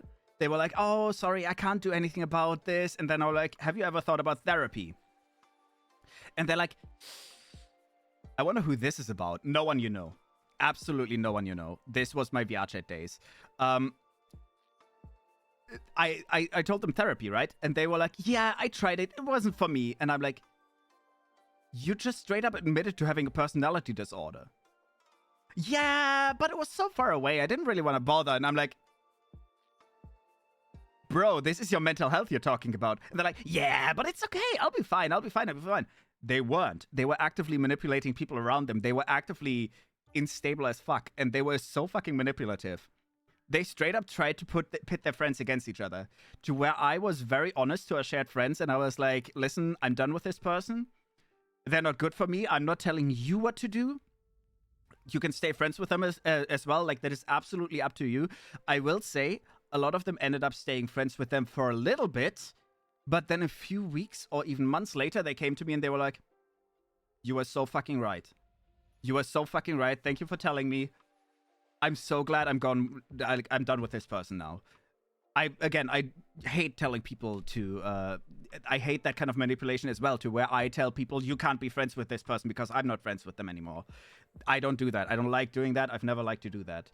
I am very honest though. I will warn my friends when I think that someone in our shared friendship is insanely dangerous or manipulative and all that. And the funny thing is, shortly after, again, this was VR chat days. Shortly after, a handful of friends told me, hey, could you reconsider maybe unblocking this person? They're constantly in the world that you made. And they are literally sobbing on the floor. They are, I want to point out, with manipulative, I mean, this person waits until they have an audience. And then they have a mental breakdown. They straight up wait for the attention to then sit on the floor and be like, oh, everything is sad. I can't. That is insane manipulative, right? They were waiting for it, and you could tell. You could absolutely tell. And they straight up went into the world that I made, and they were constantly sitting on the floor like, oh, why did you have to go? Why? This was not actually sadness. They were just being so fucking dramatic, and they didn't like that I blocked them. And a lot of people ended up realizing that as well. People that manipulate others don't realize how they're so obvious sometimes. It is insane. It is insane how dumb they are. Could help if you're actively hurting other people. Yep. As I said, I've had 2 people that I told this. It's very rare that I tell people you really fucking need therapy. But those 2 people, because the other person was kind of similar to that as well, to where they ended up trying to manipulate our shared friends into unblocking me and be like, oh no, I've changed. No, you haven't. You're literally doing the exact same shit you were always doing still. And you're absolutely still refusing to actually get help. This is why you don't play VR chat. VR chat, fair heads up, it can be fun. But it is a place for broken people. It is. There is a lot of really broken people in the game. I've spent a really long time in that game to where I know that sooner or later, yeah. So, hey, Jamie, I hope you're doing well as well.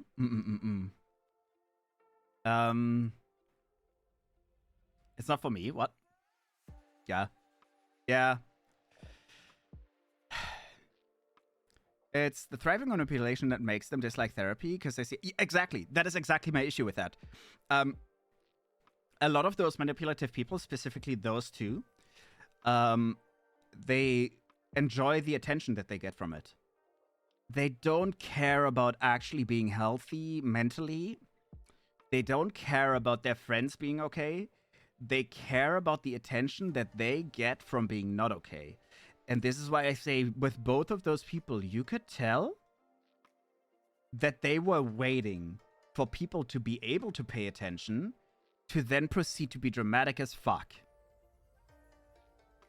It was also the kind of people that would literally go online, change their status to, oh, please don't join me, please don't talk to me right now, but still, weirdly enough, be in a friends-only lobby, to then 5 minutes later kind of join you and quietly sit in a corner and just stare at you while you're trying to have a normal conversation with other people. Why? Because you didn't join them even though they said you shouldn't. Because you didn't immediately run over to them and give them attention when they were totally not begging for it. For me, it depends. Usually, I don't care. But if a close friend of mine is still friends with someone who really fucked me over, I'd be pissed as fuck. I'm not. The thing is, I don't bother hating people. Hate is too good of an emotion for people that you don't like. That has always been my understanding. Like, I get rid of people. I don't hate them. I just don't bother with feeling the negative emotion. That is why I say, even if someone fucks me over, it's less of a, oh my god, I hate you so much. But for me, it's more of a, yeah, we're done. I'm not dealing with this. I'm gonna tell my other friends what I think. I'm gonna be absolutely open about stuff like that, but I'm not gonna bother. I don't hate you. I just don't care for you. It's the same thing as like, I'm not angry with you. I'm just really disappointed. I just simply don't bother being... Hate is a strong emotion. Actually being able to hate someone means you care a lot. Actually being able to hate someone means they're on your mind. I don't care about people that fucked me over. I get rid of them. That's how simple it is. And I think that is a really healthy way to deal with it as well, right? Hatred is to me something that you get stuck up on the bad things. You shouldn't. Just get rid of them. I know it's hard. It's very simplified how I phrase it, but I've always been kind of good at getting rid of people. At least when I don't like them. It reminds me of a guy with too big of an ego and lies about the weirdest stuff. Yeah. V-Date coming to Honkai in like 2 days. Fate? V-Fate? Fate? Oh, the Fate. I think I know what you mean, yeah. To be fair, I've never watched Fate. And I haven't played Honkai in ages. It's the look at me mentality that toxically wraps everyone they would want. And if they aren't doing that, they go from the get-go, they will sure as hell try to make you their party member. Yeah. If someone treats me like shit or betrays my trust, etc., I don't waste time. I just block them. Exactly. That's what I mean. I don't have the time of day to care about anyone to chase these things and go and forth with it. Thing is, you might call this mature. This is one of the other reasons I really don't want to get checked for autism. Because I think technically that is a thing that is a very autistic coded thing. From what I know, autistic people a lot of times don't bother hating people. They just get rid of them because it's really easy to emotionally let go. It's a lot easier when you're a little wonky in the head. That's why I don't want to get tested for autism either. I don't know. I know it's a lot easier to let go.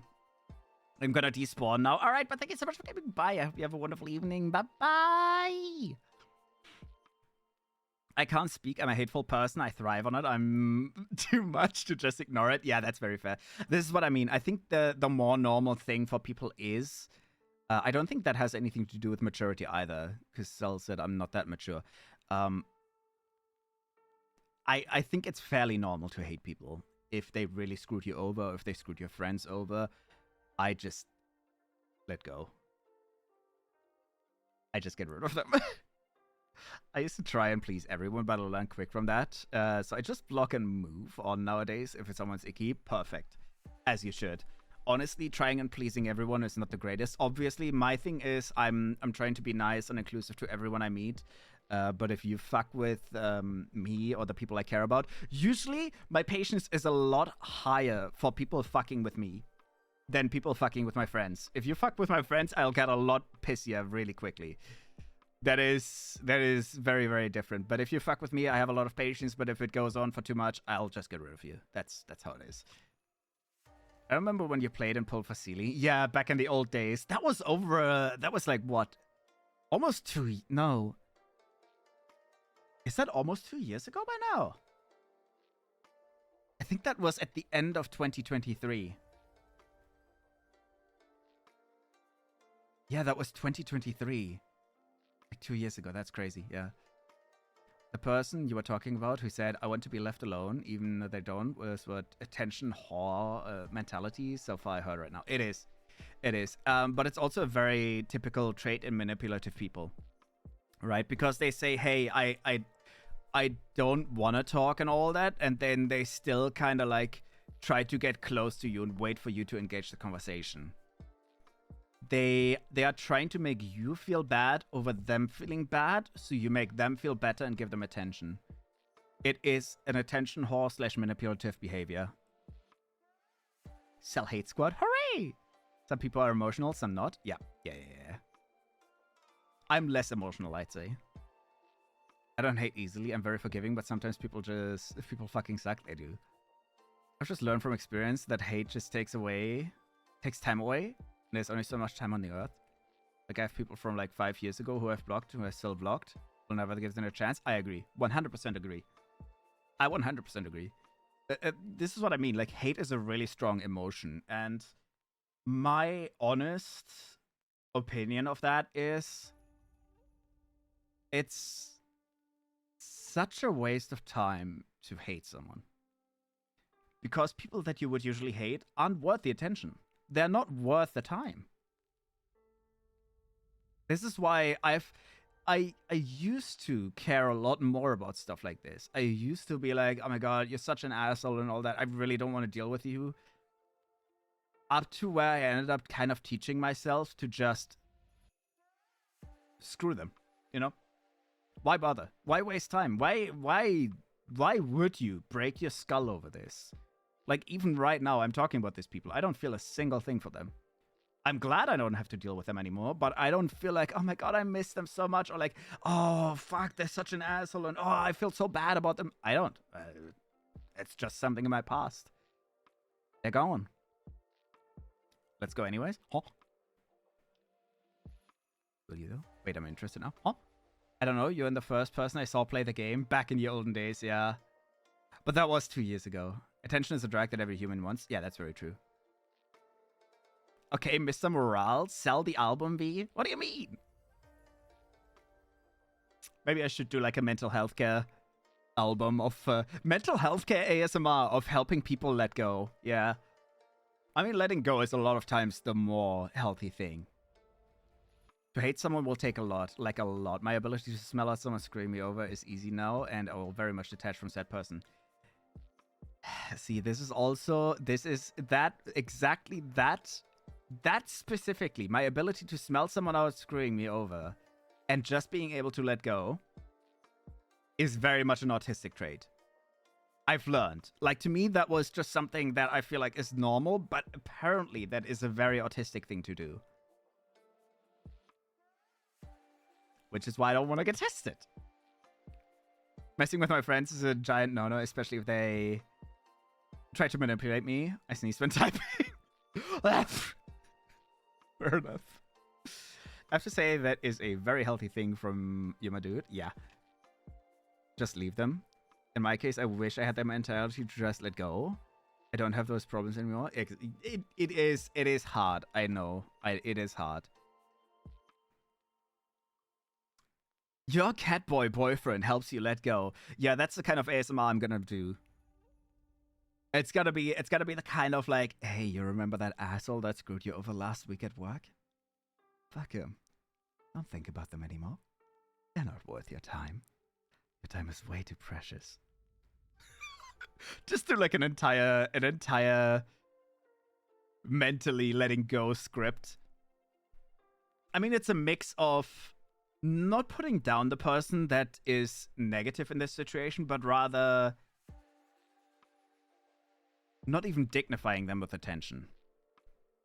His ear wiggles while saying that, yeah. And at the same time, you always have to value yourself. You have to value your own mentality. You have to value your own time a lot.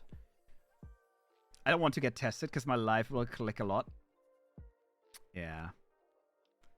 Yeah, the thing is, it started out as like little jokes of, hey, oh my god, you have this autistic trait and you have that. And the thing is, the more I learn about autism and the more I realize what are like common traits for autism, the more I'm like, I'm never getting tested. I am never, ever getting tested. I refuse. I don't wanna. I wish I was like that, though. Sometimes I feel too much to the point it will drive me nuts. Yeah, that's fair. It is hard to let go.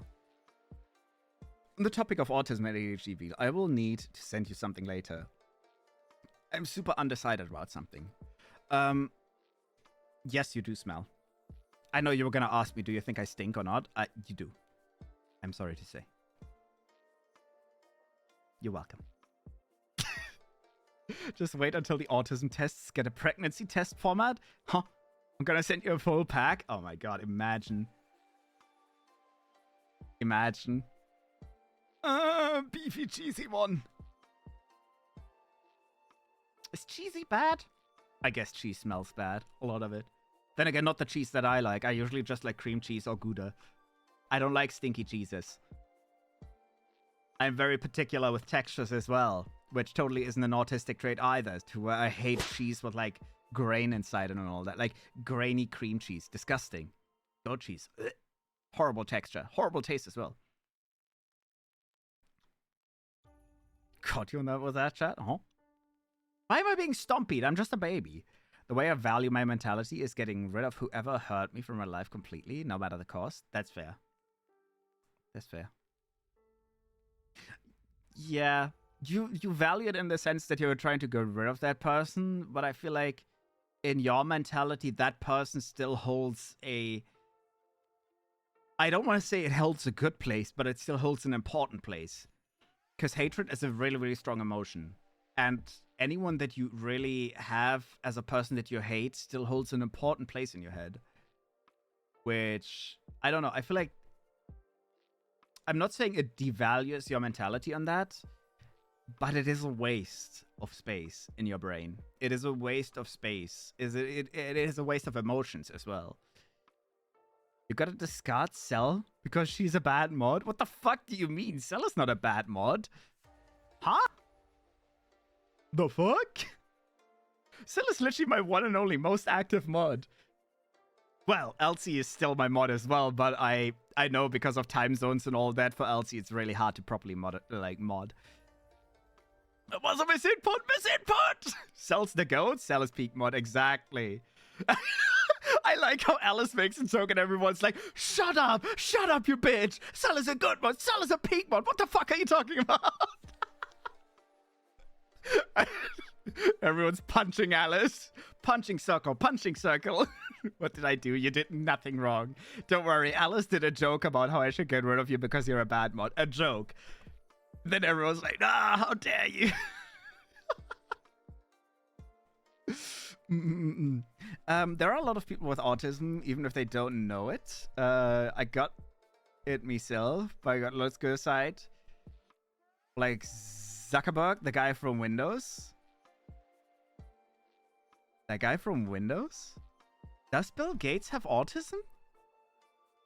I didn't know that Bill Gates would be autistic. Zuckerberg, I would absolutely believe you because he's always had emotional distance and he's always had a lot of autistic tendencies. Bill Gates? I'm surprised. 70% of surgeons. That I didn't know either. I know surgeons, this is gonna sound weird, a lot of psychopaths go into surgery. A lot of psychopaths also get high-ranking jobs. Like, psychopaths tend to be in charge a lot of times. Not saying that psychopaths are killer, by the way. Psychopaths are just... They lack the empathy and all that, and they tend to go for jobs with power. And a lot of surgeons tend to be on that. Doctors, lots of rich people are in it. Yeah. Yeah. I'm joking. Misinput.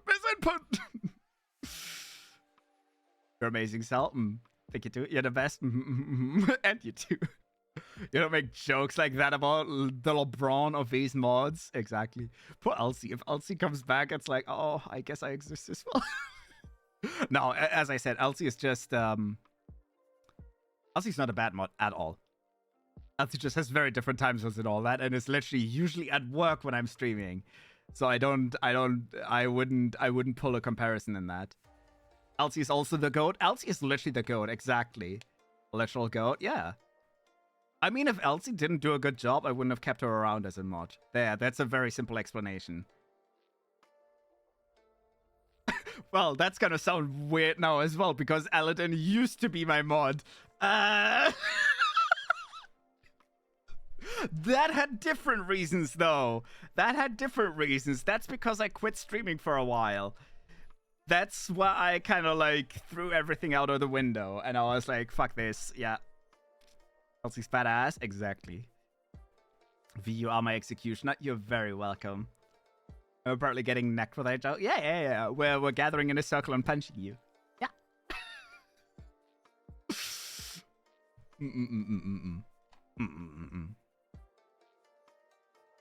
No. That's like that JoJo meme. I don't think I'm aware of the JoJo meme. It's a skill issue, not gonna lie. Cell was meant to be a mod. My death was all for her rise to the throne. Exactly. It was fate. The circle of life as a moderator.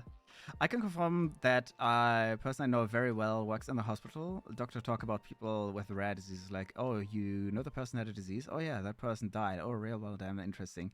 There's a reason they need assistance. People who talk to the doctors, surgeons. That's very fair, yeah. Imagine being a mod.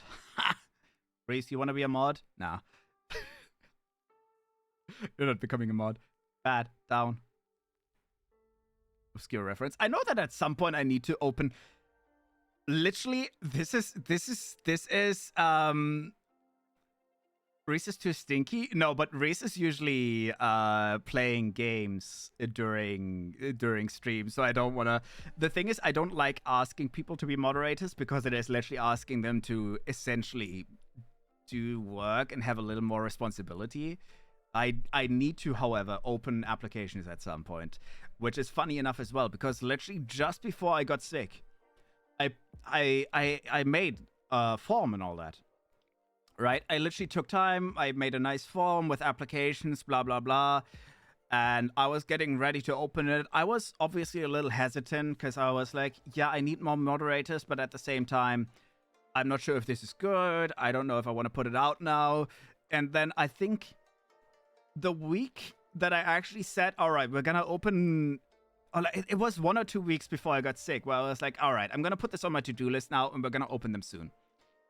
And then I got sick. And then it was on my to-do list for like 4 months. And then I deleted it off my to-do list. And now I'm like, oh well. You're literally on my screen like all day when you stream. Oh, you want to be a mod? I mean, I don't mind. I trust you. I even have a literally when I talked about the applications and all that, I also decided that I needed a moderator in charge, which is Cell is technically considered my, what do I have it called?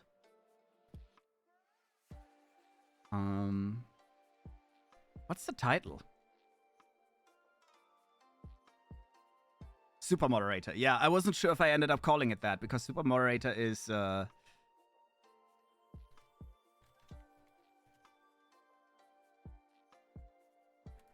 admin? No, admin is very different. I know that back when I was thinking about the title and all that, and I was talking to Sela about moderator applications and all that as well. We talked around like, hey, maybe I need someone in charge in case I'm not there and the new moderator screw up and all that. We ended up talking about how we need a person, and Sel was like, oh yeah, so an admin. And I'm like, no, administrator is specifically someone that takes care of the admin stuff, right?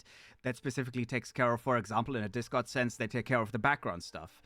They are not by default in the online community considered as the moderator lead. A moderator lead is by default called a super moderator. That is the proper title. I'm the mod boss. Exactly. Sel is the mod boss. So Moss in short, yeah, Cell is the moderator's boss. But no, it's super moderator. That's how I grew up as well. I just took a dump. What the fuck? What happened? I don't know. I gave you a sword. I mean, it's very easy. I don't need applications if I have people that I trust anyways. Reese has sword. Reese has sword. Yeah. Oh, damn! Oh.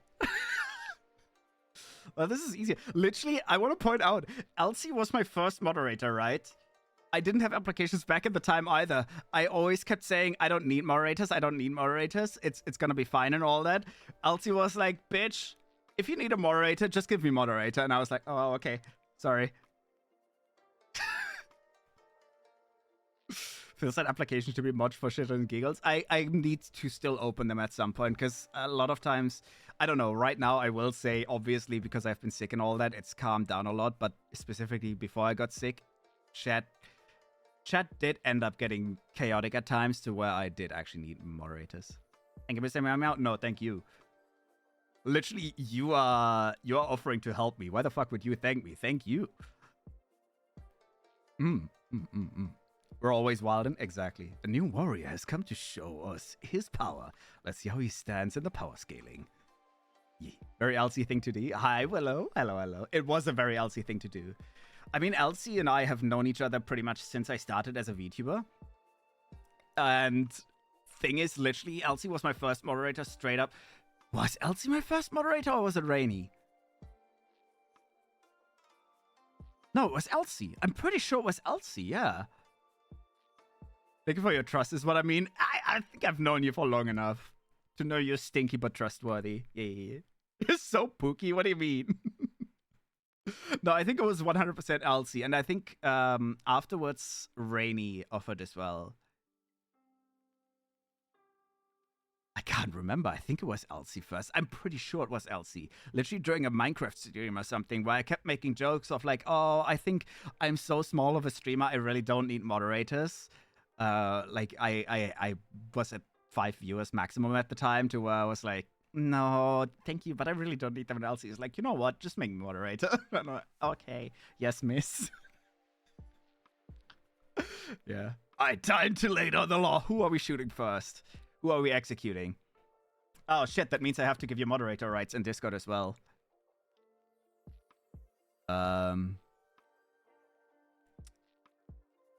There's some basic moderator tips and all that as well that I have in Discord, but they are very common stuff, I think. Oh my god, you're gonna lose your pink name. That is so sad. I have no idea how to... There. Done. Boom. But I will. Now, you don't really have to worry about the guidelines so much. It's a... Oh, you expect mods to have no mod experience. The thing is, I know a lot of times when streamers do that, they are like, oh my god, I want you to actually know everything about moderating. I want you to understand this. I want you to understand that. I don't. Like, straight up, as long as I trust a person, I know they will do a good job. And other than that, I have written guidelines. Different mod teams work differently as well. Exactly. And I would rather work on trust than experience. So I ended up writing some guidelines of, hey, this is some common viewer behavior, for example, that I'd rather not encourage. Or, for example, during sponsored streams, we're not going to be overly lewd. Or I have written down a bunch of common tips. For example, if you hover the chat, you can disable it from scrolling, which is very, very helpful as a moderator, because as a moderator, it can be hard to hit those, you know, delete message or timeout person or ban person buttons if your chat is constantly moving. And there is a setting in the Twitch chat that as long as you hover the chat, it will not move. It will pause the chat, which is not commonly enabled. But as a moderator, it is a very basic and very, very helpful thing to have. I've had to tell fellow mods, you can do the /shoutout on mobile. See, that's the thing. For stuff like that, I understand you could do it as a moderator. But for common stuff like that, I actually try to make my moderator's life as easy as possible by automating it. All the automatic stuff falls into SG's responsibilities. All the proper moderation stuff of like people being assholes, spamming weird shit and all that, I'll try to block it out as much as possible with a bot. But other than that, that is the moderator's responsibility. Because literally moderators are volunteering to help you.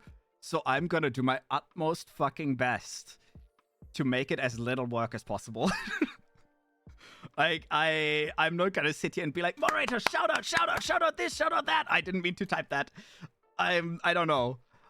I know it's a common way of how streamers work, but I feel like in this day and age, the bots can do quite a lot. So for the very basic stuff, I'd rather have my moderators have a chill time as well. Half the people who are mods don't know shit about being a mod. Yeah, exactly. Exactly. I mean, I started as a mod somewhere, right? When I joined the VTuber scene slightly over 3 years ago, I was a moderator for quite a while still setting up all my stream stuff and all that, right? When I was preparing stuff and all that, I ended up moderating for Anime for Days, Lucy, my V-sibling, as well as Ryzen Kaito, who was also a V-sibling, right? Oh, it still is. Lucy technically isn't a V-sibling anymore. She's now my stepsister officially. Yeah. I didn't know shit when I started. I was just like, hey, I like both of you guys. You're gonna be my future V-siblings and all that as well. I enjoy sitting in your streams, so I might as well help out a bit, right? Because both for Ray, I ended up not being a mod anymore because he streams in US times, and I straight up couldn't keep that sleep rhythm up. At the time, it was a lot easier for me because I didn't stream myself. I didn't do any outside editing and all that. All I did was like some creative work. We constantly rambled on about that and all that, blah, blah, blah. But I ended up having not being able to be a mod for that as well. And same for Lucy, because Lucy streams at similar times as me. And once I got into streaming myself, I wasn't able to do that anymore. Being a mod can be inspirational. Being a mod has several advantages, I feel, if you want to be a streamer yourself. I feel like you can, build relationships with people. Because, like, look at it. Lucy and I still talk to this day. Okay, I will say we don't DM a lot, but that's probably on me a little bit as well. We're both a little bit all over the place. But I would still say we're definitely friends. Ray and I, we haven't talked in a while. Okay, fair. But you build relationships with people. I'm still friends with people that I met in Ray's community as well. It helps you learn a little bit about how Twitch works in the background, because all you need to know as a moderator, obviously, you need to know that as a streamer as well. All the functionalities and all that, all the understanding of what the bots do and all that. If you want to be a streamer, you need to understand everything a mod has to understand, and obviously a lot more. Thank you for that.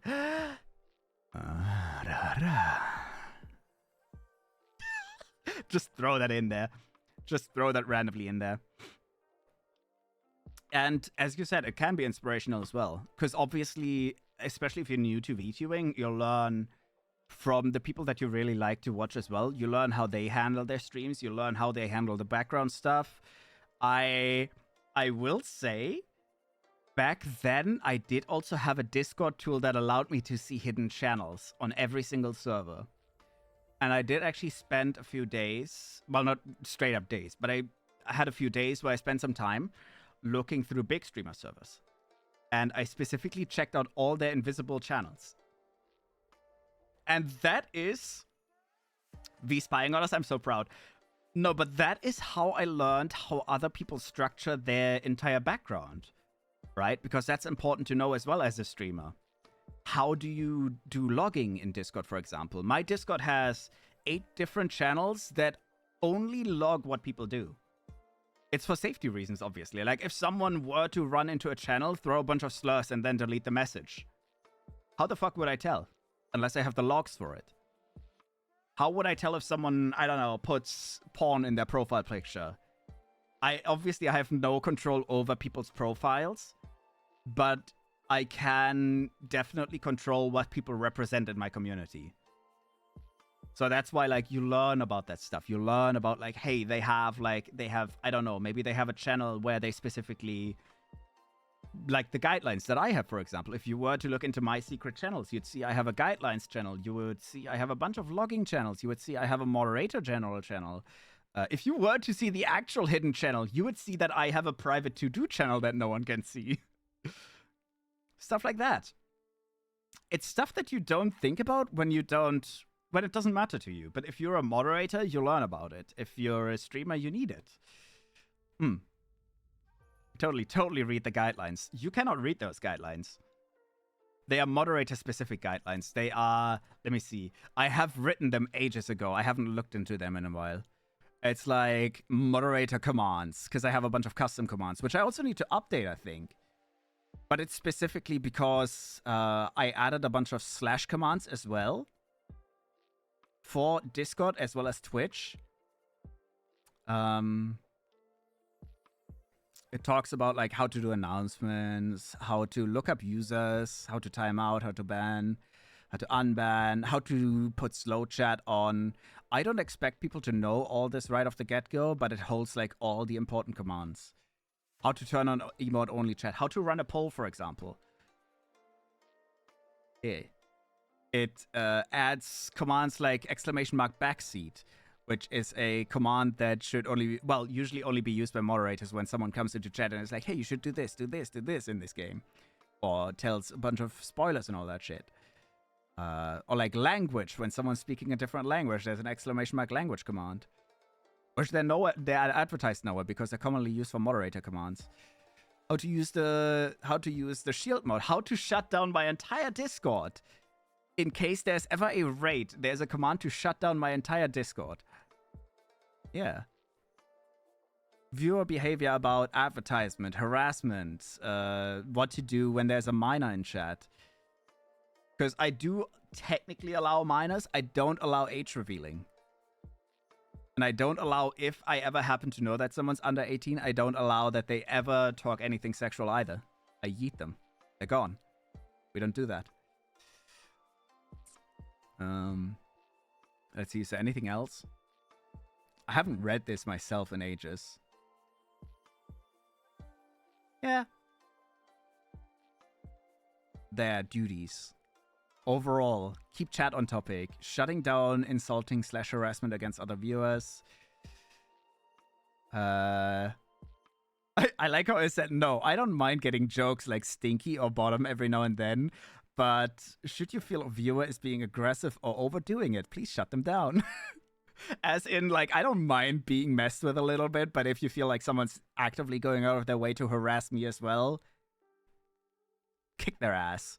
Deleting any advertising or scam messages, obviously. Yeah, stuff like that. Okay, I need to open my chat again. I can't see my chat like this. Discord raids are scary. Yeah, and that is exactly why I have multiple systems set up for that. Any moderator in my Discord can just do a /lockdown command, and the entire Discord will shut down. It will not take any invites anymore, and it will lock all channels until everything's sorted out. The VOD termination plan, Order 69. Thing is, I've never gotten a Discord raid, and I've only been have I been follow botted as a streamer, as a VTuber? I think once. I've never been hate raided either, but I am very well prepared in case I am. And I think every streamer should be. I literally have the shield button on my stream deck as well. I hope to never have to use it, right? That's obviously the dream, never having to worry about shit like that. But you should always be prepared to use it. Yeah. Termination plan. I wouldn't say I'm paranoid per se, but I'm very cautious when it comes to stuff like that. And think of that prepared. I don't know. It's a thing that a lot of people also underestimate when they get into streaming. Because I've seen, I don't know, anytime I see people being like, oh my god, I got a hate raid, I got a follow raid, I don't know what the fuck to do. Like my entire stream, I had to stop it. It doesn't work anymore. You don't have to stop. When you have a follow raid, disable alerts. And then after the stream, you can delete the followers very easily with something like Commander Root. It is not a problem. The one important thing about stuff like that is always stay calm and prepare yourself. If it's a hate raid, there's the shield mode, which you can enable, which will automatically prevent spam messages and all that. There's also basic safety features that you should have. For example, no one with an account on Twitch that is less than, I don't know, a month old should be able to write in your chat. Because a lot of times, 99.9999% of all times, accounts that are not even 2 weeks old, bots. Yeah. I actually cannot believe that when I was given a sword, I literally threw my Twitch around like mad. My plugins just went crazy like as if it couldn't read. That's fair. That's fair. I know I got the gifted subs earlier as well, and my entire OBS went absolutely wild as well. Like half my Twitch chat disappeared, and my notifications on the right were glitching out as well. Everything was broken. I don't know. Twitch is a little wonky. It's safety. It is safety. common, I don't know. It's the common kind of safety that a lot of people don't think about. Literally, when I started as a streamer as well, I was considering if I should do a full-on series of like safety setups, bot setups, and all that, because I have realized that the stuff that I use, especially the auto shoutouts, for example, as well, I use them for quite a while now, but a lot of people don't even know you can. Same with deleting follower rates. A lot of people don't understand that it's 3 clicks and you're done. Same with disabling all your alerts. You can put that all in a single button. It doesn't even have to be a Stream Deck. You can do all of that safety setup with or without a Stream Deck. Or, for example, there's a Stream Deck app. You don't need a Stream Deck to use the Stream Deck functionality. That's the really good part about it. It's just common safety protocol that you should have.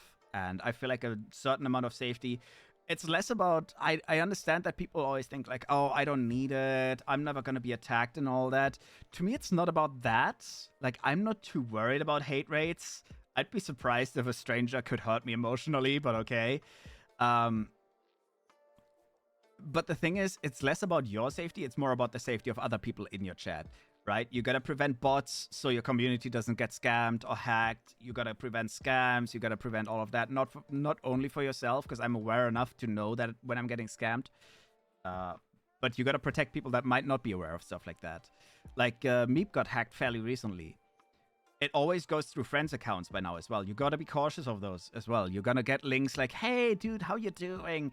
So can you help me? I made this video game. Can you download it for me? And then your entire PC is corrupted. Because some little fucker scripty kid thinks it's fun. And it's the same for a lot of commission bots as well, where they join servers and they're like, hey, you should commission me and all that. They're going to take your money and they're never going to do anything because they're just AI-generated garbage. Mm-hmm. It's less about your safety, more about the safety of everyone else. How the fuck did we get here? I love how I'm just rambling through all the different topics right now. Man, I haven't looked at my guidelines in a while. I have them open now. I should look at my own guidelines. No, I think I follow all of them. Tips and tricks. Enable timestamps. Yeah. Yeah. I literally have only 4 tips, I think. That's all. It's fairly simple. And one is literally... No, I'm not going to say that, but it's for emotes. The other one is to pause chat to enable timestamps, because that helps as well. Obviously, enable mod icons. Messages caught by automod, yeah. Some basic ass settings.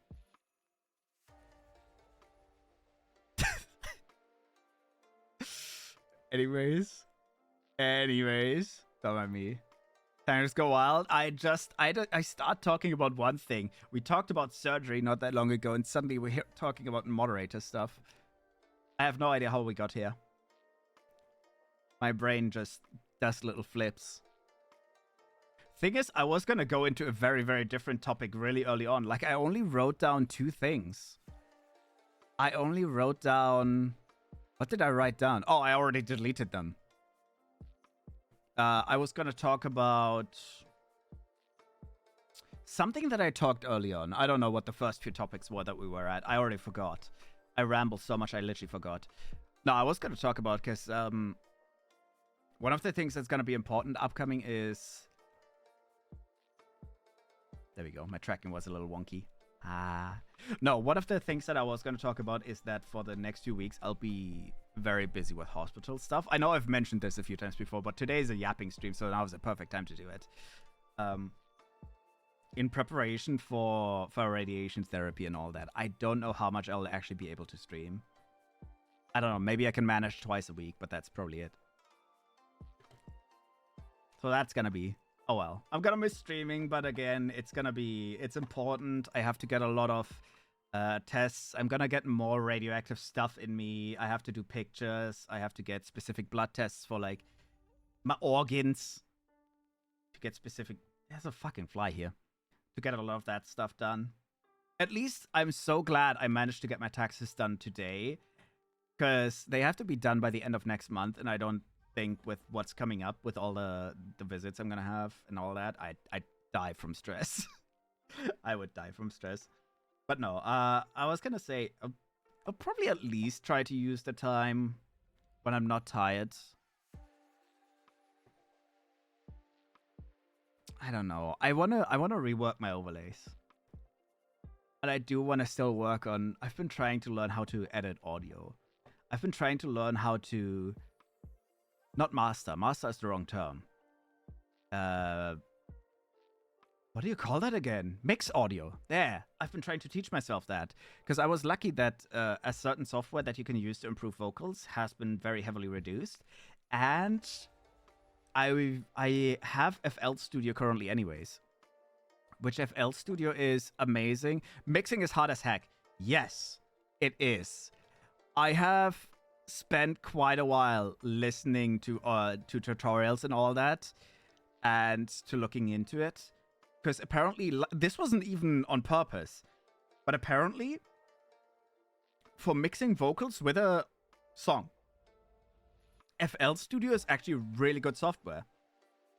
Which is good, because I got a fairly cheap version of the advanced license for FL Studio for a while for now.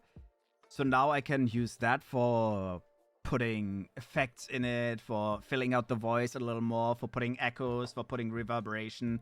Because before that, I was just using Audacity for vocal stuff, which is a free software. It's not bad, but it is not as good as, for example, FL Studio, because FL Studio is specifically designed for music design and all that. So if I want to do vocals for a song, I would use FL Studio. If I want to do vocals for ASMR, I would use Audacity.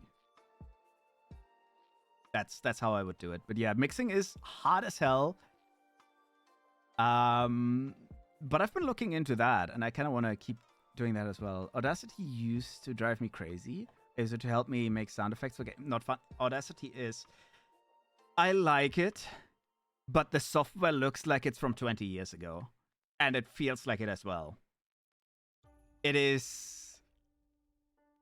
I don't know. It's not bad. It's not bad at all, but it feels clunky almost. In comparison to FL Studio, which still literally is like it was 15 years ago. But it feels a lot more intuitive. It felt a lot more intuitive back then as well. It's a lot more in detail how you can mix the vocals and how you can mix the effects and all that. I've never liked that in Audacity because it's always been a little wonky. Yeah, I only use Audacity to record mostly. Like when I'm in the studio for either speaking or singing, I use Audacity to record, and then I simply extract the file into FL Studio. I was also doing cleaning up in Audacity, but apparently I don't have to, because I learned now that that is very easily done in FL Studio as well. And I would much rather do everything in FL Studio, because you can take the effects on and off way, way, way easier than in Audacity. In Audacity, you apply an effect, then you apply the next effect, and then you apply the next effect, and you cannot take one effect just randomly off again. In FL Studio, you apply all the effects to a mixing layer, and if you're ever like, hey, wait, that reverb that I added a week ago actually sounds a little bit weird now, you can just throw it out. I don't remember, but my friend uses a software called Reaper. I think it's called Reaper. I know Replugs. I don't think I know Reaper. Reaper. Oh, yeah, Replugs is literally from Reaper. Okay, so Reaper is a... Oh, I've seen this used as well. That's very fair, yeah. I think, though, for anything music/vocal related, I will probably focus on FL Studio now. Obviously, because I have a license, and because it is a software that is really worth learning, because it's also a software you can properly make music with. Which is cool, because, for example, the first cover that I really want to finish, I already made the entire instrumental track. I did that in the hospital. That's one of the work things that I did in the hospital. That was actually quite fun as well. I made the instrumental track for 1.5 songs. The other half is not entirely finished yet.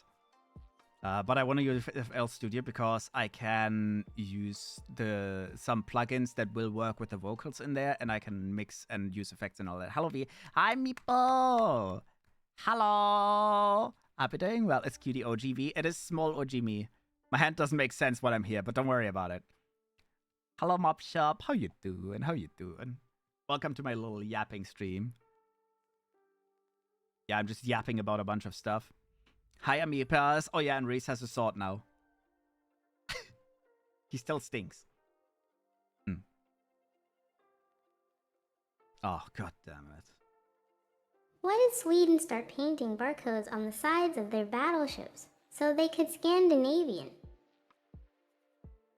I want to point out that is literally SG's favorite joke. Out of all the dad jokes that he ever said, he has said that one the most. By far. That is his favorite joke. It straight up is. I was like, hi, Elizabeth Angel. I hope you're doing well as well. Hi. I'm doing okay. How are you? I am doing fantastic. A little bit tired because I had to do taxes and all that today. That's why I'm just doing a yapping stream today. But otherwise, I'm doing fantastic. It's fun to just ramble on about a bunch of stuff.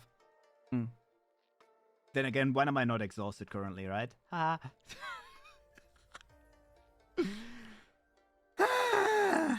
Yeah. No, I'm doing well. Overall, I'm doing well. I can feel my eyes getting tired as hell as well, though. I mean, I spent like 2.5 hours just reading through payments of the last year.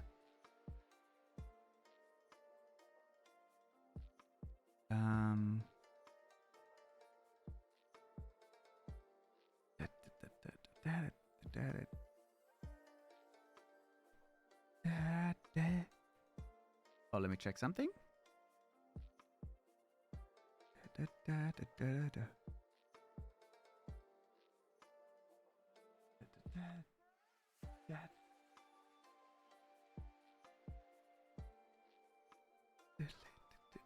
There we go. Sorry, had to check something.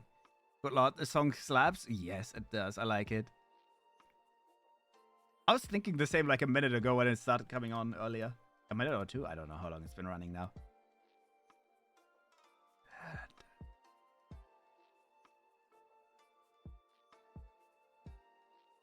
I like how I put on a random list of either J-Rock or anime openings.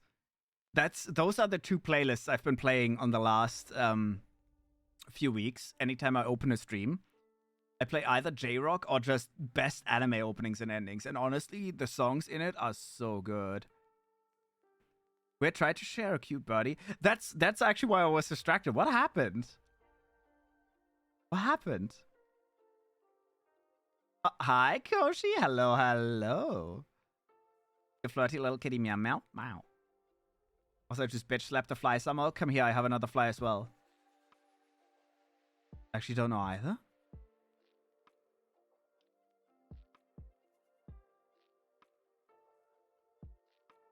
I just see that the message, that you deleted the message? I have no idea. I don't know. I want to share a link of the birdie being cute. Then the spirit bird said I may not send that link. Huh?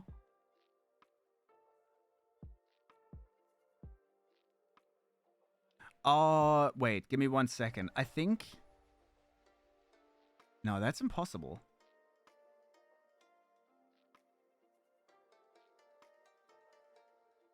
That's weird. I tried to delete it, but it didn't let me. Because it's the FX link.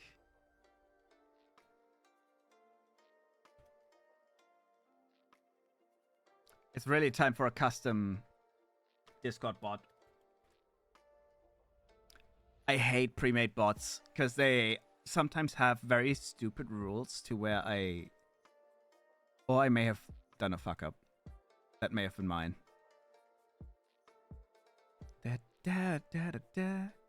Unless, of course, have I restricted links to where the lowest rank cannot send them?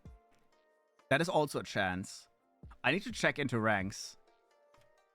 Just trying to embed. No. It's absolutely not your fault. The only thing that it might be is that I haven't allowed the lowest rank to have links, which it only takes very little to get the first rank, and I think Oh, yeah. To post links or images, you have to reach level 3. That's the problem.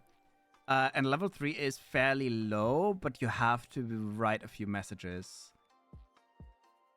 It's only so that people that just joined the rank cannot join them.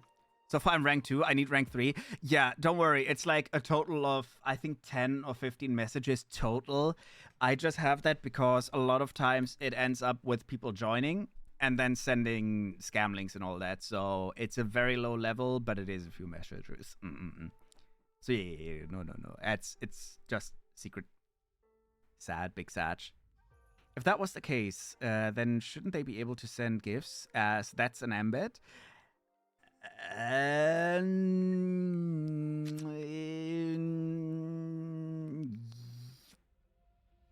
Yeah?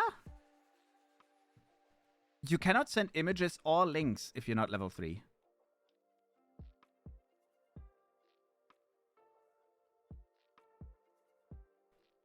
So I think the GIFs wouldn't work either if you're not level 3.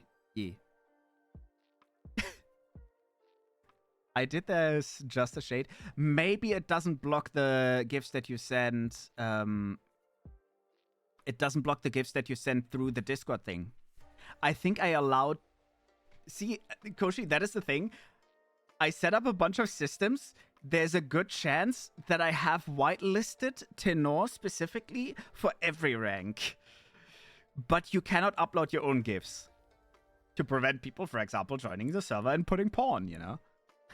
I understand. I tried to get 3 in the nuts baby way. It shouldn't take that long. It should go... You know what? Wait, I can actually do cheatsy. I can just simply give you the role. There we go. Bing bong.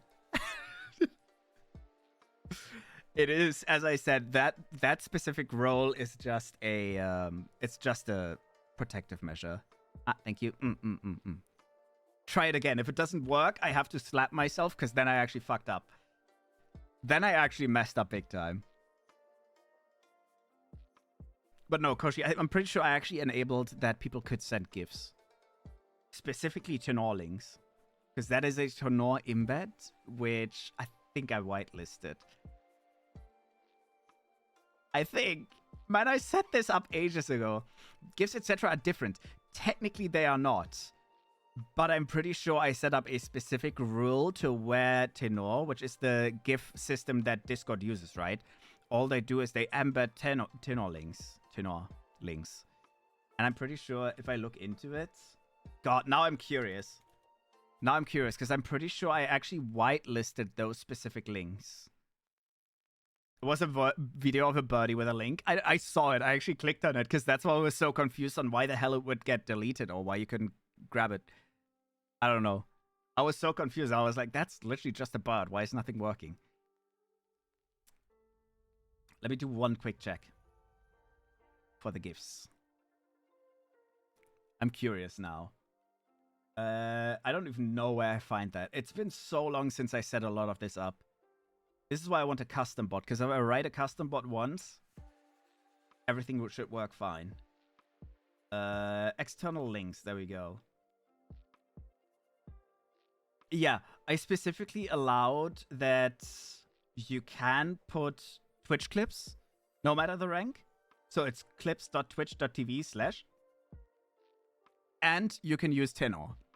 Those are the only 2 websites I've whitelisted, because a lot of times someone joins the server as well because they're like, hey, I just made a cool clip and I want to share that, and I'm like, yeah, go for it.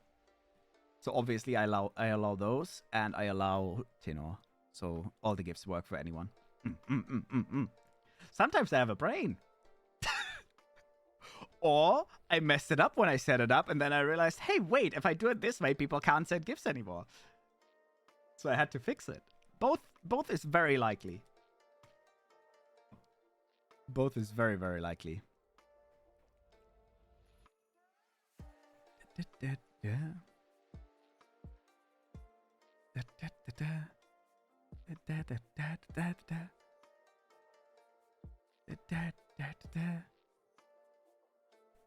You have a birdie. I don't even know what I was actually talking about. Oh, I was talking about what I'm gonna do in the next 2 weeks with the practicing and all that. Because yeah, I'll probably be too exhausted and a lot too busy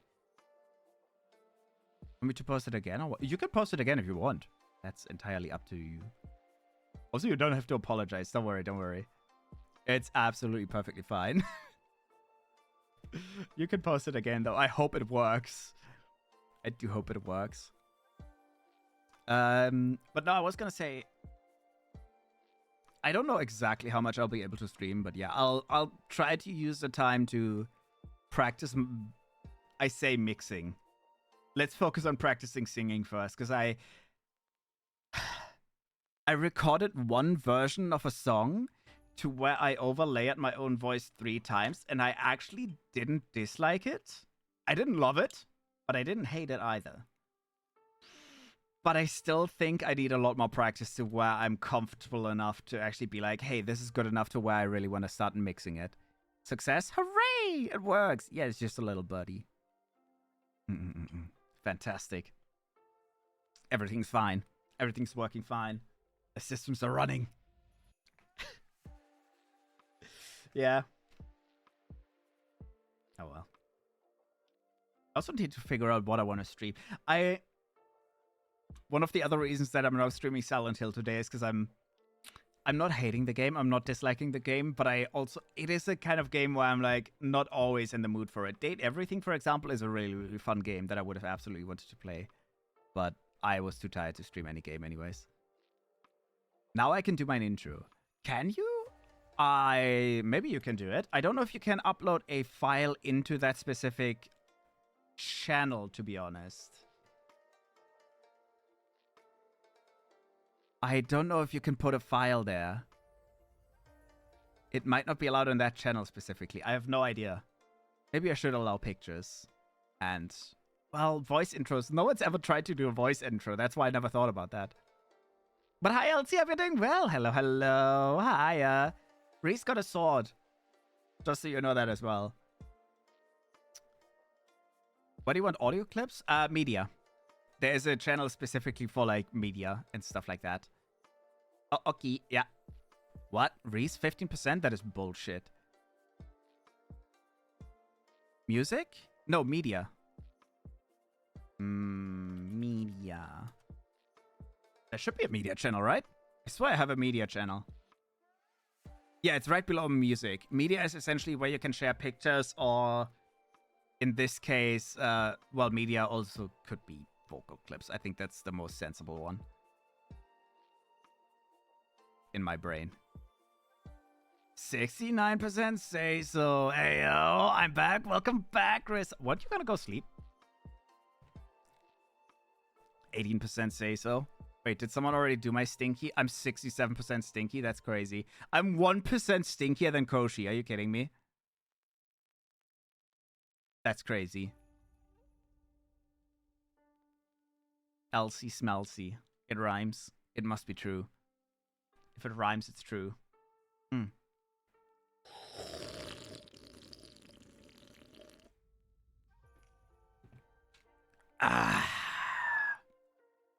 Looking delicious. No? Yes. Yes. Elsie, were you my first moderator? Because I was questioning that earlier. When we're talking about moderator stuff and all that. I think you were my first, and then Rainy was my second moderator, right?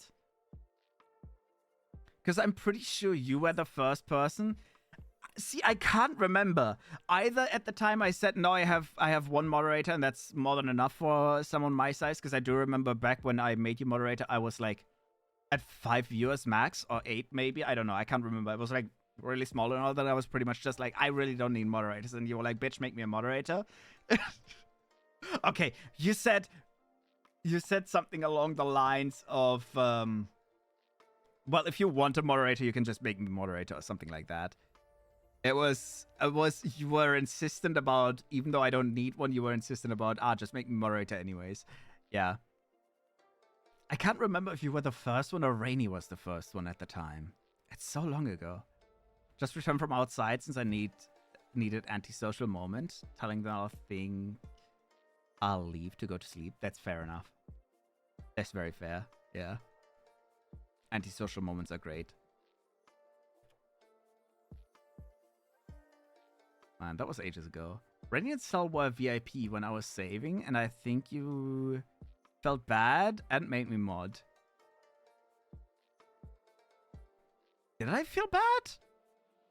I don't think I felt bad. Didn't you literally redeem VIP? I swear, with I like to wait for people that want to be moderator to first spend all their points on VIP. I find that funny.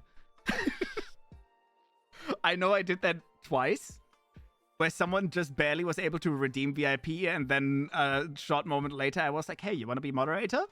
And they're like, yeah! Oh my god, but I just spent all my points, and I'm like, ah, man, isn't that a bitch?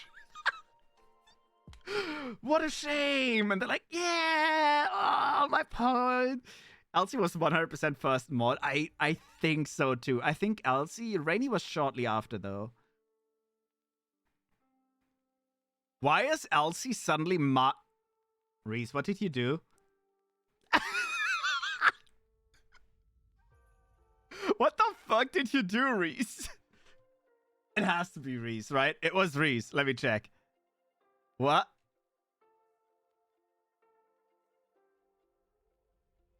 Wait, I need to figure that out. Oh my god, I need to log into my Twitch quickly.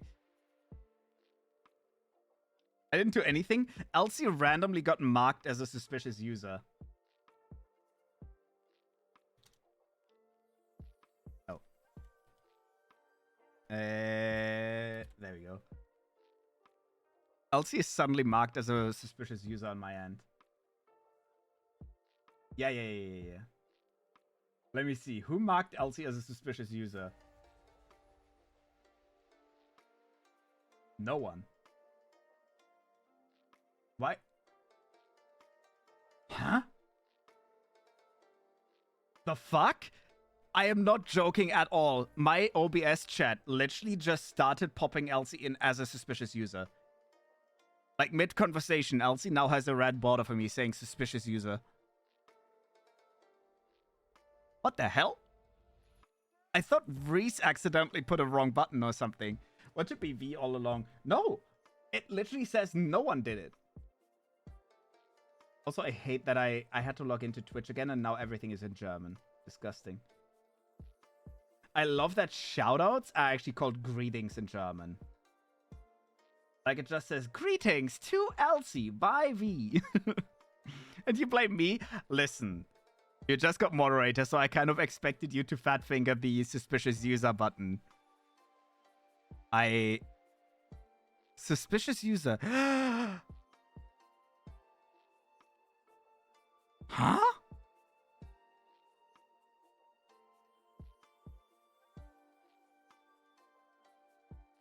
Wait. I'm gonna ask you something, Elsie. I know where this is from now.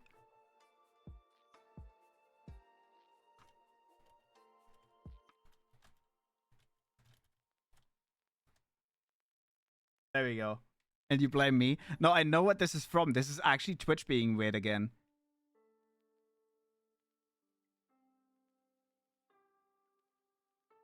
There we go. Stop restricting.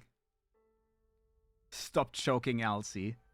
No, it is literally Twitch randomly popping that on Elsie. Even though supposedly...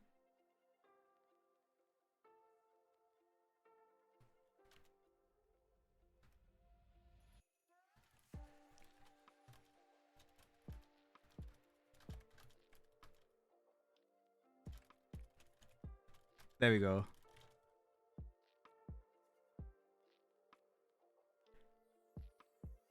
Elsie was misbehaving somewhere else, and I share ban information with that person.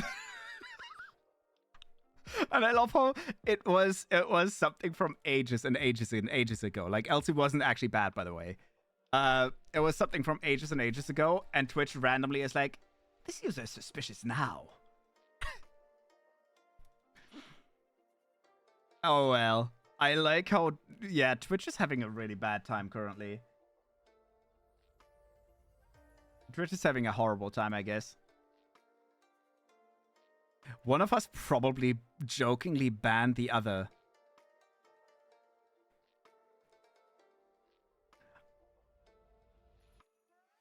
Elsie, maybe you should check their chat and see if you aren't actually banned, because I don't think it ever shows you a not active ban as a suspicious user. Just a wild suggestion. Or Twitch is actually just being broken. I don't know. I have no idea. My internet died. I'm back now. Welcome back. Our goat was suspicious. It's it happens. Elsie is stinky. That's why. That is. Wait, how stinky was Elsie? How stinky was Elsie? That would explain why it suddenly said you're suspicious. I'm scrolling up right now to figure out where Elsie's stinky score is. Oh, 39%. That's not too bad. Sussy goat. Sounds about right. Yeah. I just made an intro. I hope you enjoyed it. I made some changes to the original one. I'll listen to it right after stream.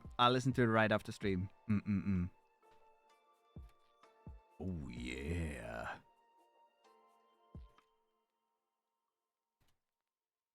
Chat yesterday? Okay.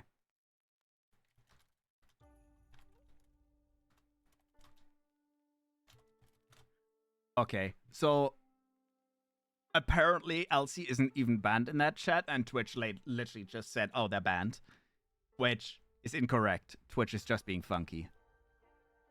That's why I was so surprised as well. I love how Twitch just randomly shows me, hey, your moderator is very sus. Stinky, 60%, very stinky. Very say so as well, though. Oh my god. I literally talked about how I put a table into my room, right? Like a nice little glass table. I currently have that in my room. I've had that in my room for like 3 days now. And Inky has just absolutely claimed it. Right? Inky, my cat, literally just absolutely claims it as her own now. I was taking a little nap earlier after the taxes, so I was laying in bed, getting all comfy, right? Browsing a little bit on my phone before actually going to sleep. And afternoon nap means Inky usually joins me. She usually sleeps in her cave currently, though, right? Because it's nice and comfy and warm and all that. Also, good night, Rissa. Thank you so much for coming by. Have a wonderful good night. Bye-bye. Sleep well. But no, she jumps in her cave. I look at her, I see the little tail wagging out, she's getting nice and comfy, and then I'm like, all right, good night, Inky, we're gonna have some sleep. 5 minutes later, she jumps out again. I look at her, she looks at me. She jumps on the table, and just flat out, it's not a tiny table, but it is a fairly small one, right? It's a small coffee table. She looks at me and just flat out lays across the entire table, like literally just stretched out like it's her new bed. And she just stares at me, right? Entirely flat out with her head just slightly up looking at me. And I'm like, you comfy? Is that your table now? And she's just looking at me like slowly blinking and be like, oof. And started taking a nap on that full table. I took a picture, but like half my room is on that, so I'm not sharing that. But she is so possessive with new things in this room. Same as like yesterday, I put some bottles under there because I had, for example, I had some bottles standing next to my table and I didn't have a good space to store them. So now I have that table standing there and I put them underneath. Yesterday she was laying on the table and immediately started whacking at them. As if she was complaining that I put something underneath her table now. Because it's her table now. It's not my table, it's hers. She started whacking at them like, bitch, what the fuck is that? That's not meant to be. She is such a little sassy pants, I swear. And so possessive about everything that's in her area. That's probably also why she was watching me the entire time I was cleaning up, because I took away her plastic bags. And I took away her cardboard boxes. It's really good that we didn't play horror, by the way, because I got dizzy like 3 times during this stream already. Very glad I didn't end up doing horror. Very. Oh god, I'm so tired as well. Oh, I didn't actually delete the thing. I was going to talk about the music stuff that I'm doing and going to be doing, but I did talk about it and I wrote it down. I didn't delete it. For Mamao? I don't know if you're talking about me or Inky now. About me being dizzy or me being taking Inky's stuff away. Like taking the trash away that she likes to chew on. I've been sleeping like 15 hours a day. I know I should be sleeping that long. Like physically, I would need that to recover. But fuck that. I want to do stuff. Yeah, I hope your eyes get fixed soon. It's a shitty situation as well. Mm-mm-mm. Mm. I've slept too little the last 2 nights now that I think about it. I went to bed at like 3 a.m. and woke up at 6 a.m. yesterday and today. I sleep at weird times. I do sleep at very weird times. The fuck is that? Half my Twitch is glowing as new because I relogged into the thing. Collaborations with friends. Oh, it's explaining that to me. Plus program goals. Third-party events. I don't care about that. Are you just yapping today? Yeah, I pretty much said because I did a lot of work today. I'm really tired and all that. Literally to the point where I'm getting dizzy. That I said we're just going to be doing a yapping stream today. We're just going to be yapping about all sorts of stuff. Instead of actually playing horror. That was just a little bit much for me today. Cats are very territorial because they see it as theirs. Yep, the big difference with the dogs and cats are the cats put more into their space and dogs more on the owner. Even the cats can get attached to the human. Ah, I mean butlers, yeah. I mean, my cat is pretty attached to me. Like, literally, my mom calls her my shadow because anytime I go anywhere, she has to follow me. If I wake up at 3 a.m. because I need to go to the bathroom, she will follow me. She will sit outside the door and she will guard it until I go back to bed and she can follow me again. Literally, she follows me all the time. And it was also for every time that I ended up having a hospital stay, she was pretty upset when I was gone.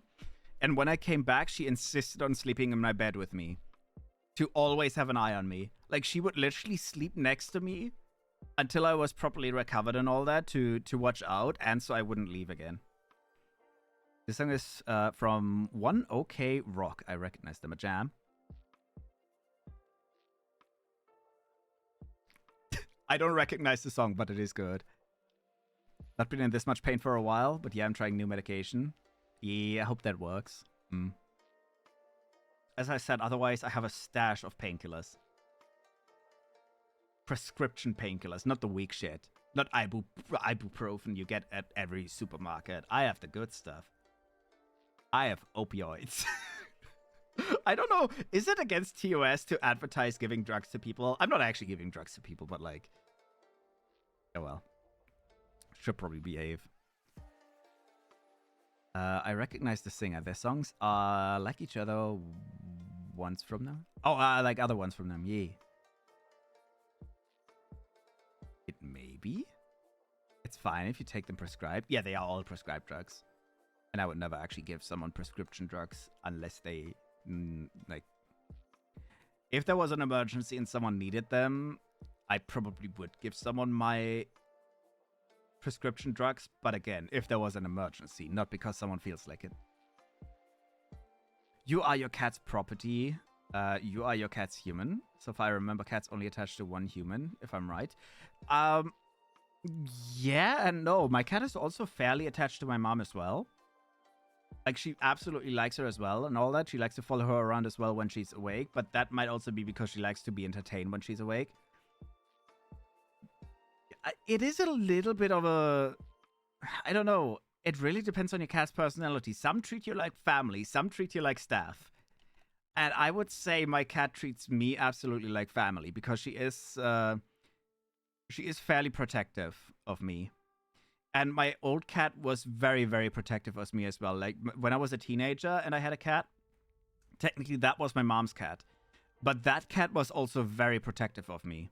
Like, anytime I would feel bad, she would jump on the bed and sit next to me, which she usually wouldn't do. Usually she likes to have her distance and have her, like, space and all that. But anytime I would feel bad, because cats are pretty empathetic as well, she would literally sit there and watch out for me. And I would say the same for this cat as well, which is why I think that anytime after a hospital stay, obviously she wants to make sure that they don't leave. But I'm also pretty sure she's protective as well. And she wants to make sure that I'm doing okay. And I think that's also why she follows me to the bathroom as well, because cats protect each other when they go to the bathroom in the wild, right? So I think that's why she sometimes likes to follow... Well, sometimes. Literally every single time I go to the bathroom, she follows me. And she protects. Then again, I'm always there when she's on the bathroom as well, because her toilet is right here. Both my cats do the same thing. Yeah, for cats, it's a kind of natural behavior to protect each other at the bathroom because it's the most vulnerable time for them. Sleep and bathroom, obviously. Cute, yeah. Both my cats were absolutely adorable. What the old cat was adorable. The current one is absolutely adorable. Yeah. Sassy child, but also empathetic. I so tired. Same, bro. Like, I can feel my eyes being heavy. I had a bit of a nap, but I'm still dead. Absolutely dead. I've just realized that anytime I blink, all three of us blink. SG blinks, I blink, and the other me blinks.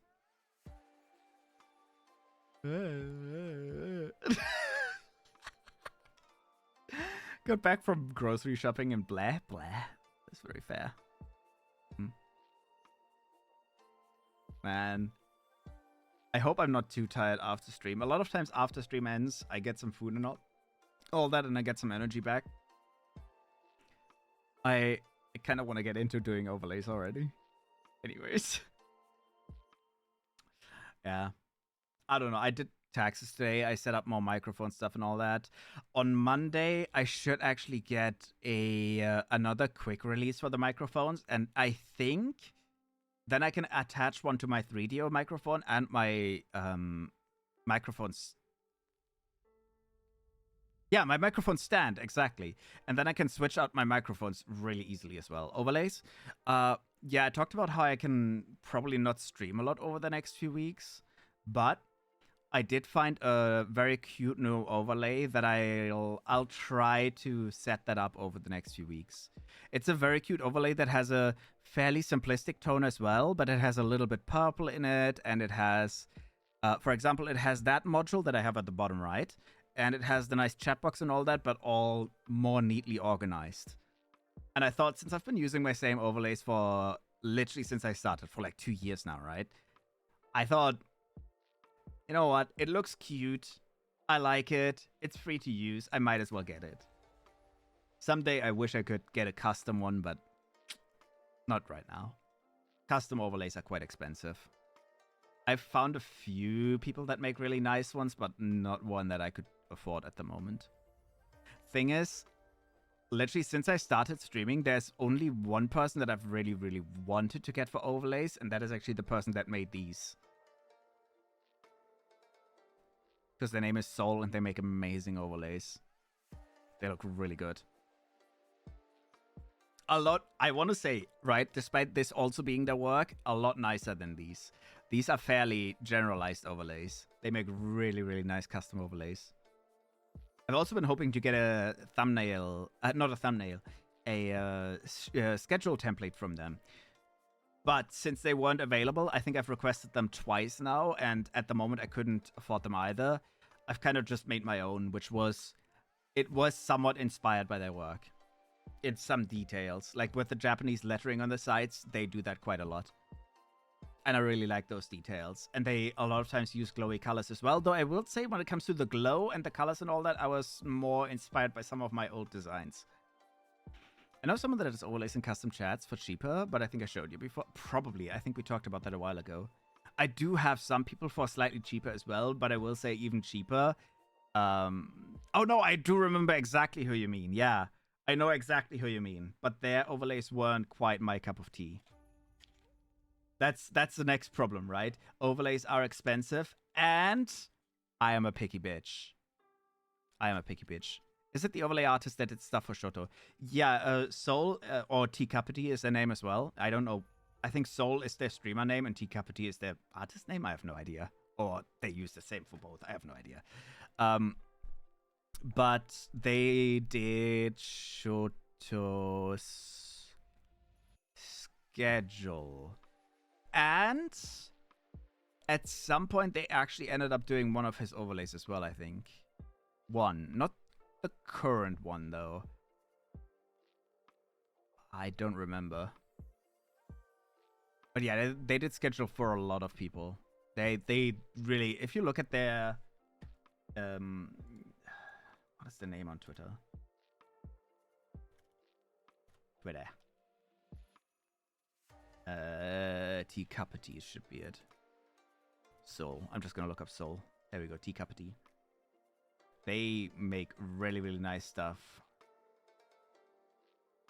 They made, oh yeah, they made Vox Akumas as well. They made a bunch of Shoujo members. They made a lot of people's overlays, and I really like their style. Can you ever send me themes you like? And if I find someone who does similar, I can share. Actually, can you send me that link? I can send you that link, absolutely. I'm gonna send that in DMs though. This is the artist. I will say for now, I don't need a schedule, but they also did a lot of nice chat overlays.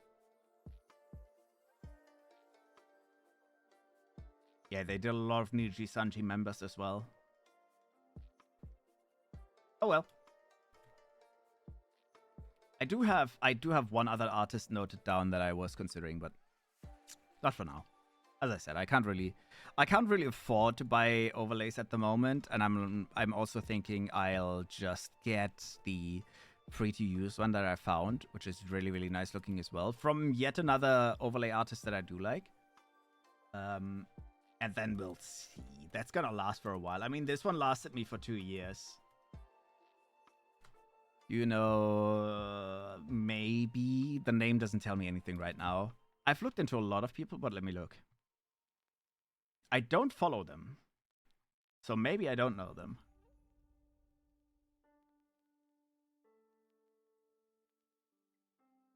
I'm also getting hella tired. I think we're gonna stop fairly soon. Oh my god, their website is horrible.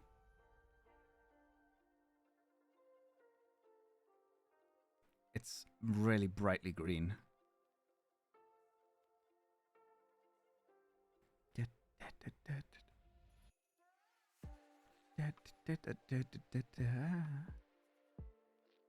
Yeah.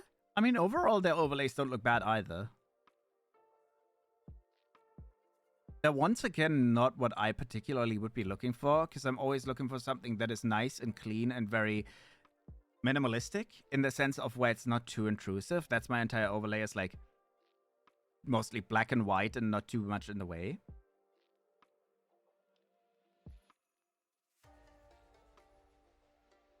If changing the subject of what you draw was as easy as changing styles, I'd be there already.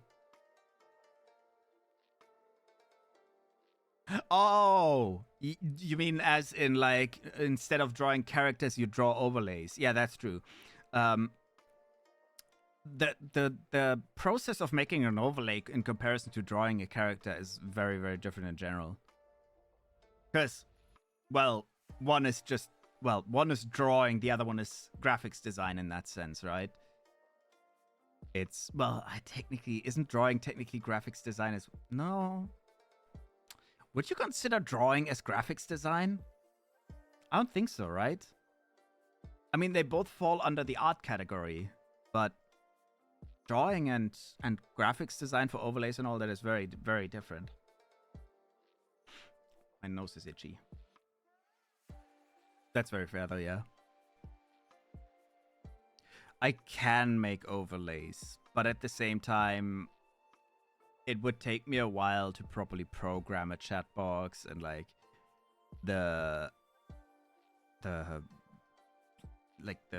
notification boxes and all that, to where I'm thinking I'd rather use a nice looking free to use one until I can afford to commission someone, because it would take me forever. No, it's not. No, it's not. Yeah. Yeah.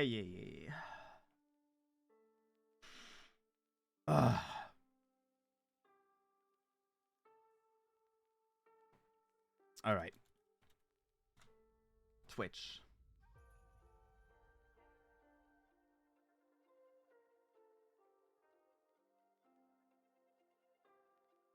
Okay. But I think, I know you're selective though. I am very, very selective, yes. It's very, this is why it's kind of hard for me to find artists for that. I've had that on my to-do list for quite a while, but it's been hard to actually find someone that I wanted. All right, but I'm starting to feel really fucking hungry again as well. I'm starting to feel weak again. There. I'm not even just hungry. I keep feeling weak whenever I get hungry currently. So I think we're gonna stop here for today. It's almost 3-hour mark, to be fair. Yeah. Been yapping for 3 hours. I needed a break. I needed some food. I got a lot of stuff coming up now. So I need some rest. But it was fun. I like streams of just yapping. I'd say we should do that more often, but I feel like I would start repeating myself a lot. Probably. Okay, that's fair. Yeah, I need to get some food and... I don't know. Either immediately go coma, or maybe I can do a little work. I say that like a normal person would just say, oh yeah, I'm gonna chill a little bit, watch... Maybe I could just lay in bed and watch something, though. I've been watching a lot of Doctor House. It's been fun. We'll see. We'll see. I am probably too tired for work anyways. But yeah, we're gonna be stopping here for today. It's Lupus. It's... Elsie, it's never Lupus. See, now I'm confused, because you got the Lupus joke, but his common catchphrase is, it's never Lupus. In the entire... Let it be Lupus once. Ironically enough, in the entire run of the show, it was Lupus exactly once. And I have watched that episode recently. It was Lupus exactly once. It is never Lupus so much that he stores his drugs inside a book about lupus. Well, yapping is fun, but it is a skill as well. One you got so far, I noticed. Yeah. I will say, even, I feel like right now I struggle a lot more with yapping streams because my brain is more scrambled than usual, so it's very hard for me to keep track of topics. But otherwise, I love yapping for hours. I should just make a small list of fun topics and all that to talk about, maybe upcoming games. Anything, really. You give me a rough topic and I can just keep rambling for half an hour. And then we're back in the next topic again. It just happens. It's not lupus until it is. Exactly. It was lupus exactly once. Think of that prepared. But yeah, we're going to be stopping here for today. As I said, I will probably be back next week. Definitely not on Monday or Tuesday, though. Because I already know I have to go to the doctors on Monday. I have a lot of other stuff to do on Monday. Tuesday I won't be able to either. I already know on the 11th I won't be able to stream. I don't know. It's a lot. I need to figure out how I can make my schedules work. I will probably be back next week, yeah. Sleep well, I say? Yeah, I'll see if I want to go sleep or get food or anything. Think of a stream. Yeah, thank you so much for coming by. I'll be back some point next week. I'll post the schedule once I know. God damn it. Yeah, hospital stuff. Oh well. But yeah, we're gonna go ahead and raid one of my V siblings, who is currently playing Claire Obscure Expedition 33, which is actually a game Reese has recommended as well now. A lot of people have recommended me that game. I was considering not playing it because it's a really long fantasy game, and I think at the moment I won't be able to because of like how full my schedule is. I'd rather try to finish what I already have. But yeah, we're gonna go say hi to Goop. Hi to the Goop. It is genuinely amazing. I know, I've seen a few people play it already. It looks really, really good. My only worry is that I don't have the time for it currently. We'll see. Maybe in a month and all that, if people still care, I could play it. But yeah, we're gonna go say hi to the Goop. And I'll be back at some point next week. Thank you so much for coming by. I hope you have a wonderful night, evening, day, and all that. Be sure to get some drinks, get some food, get some rest. All the good stuffs. And yeah. Bye!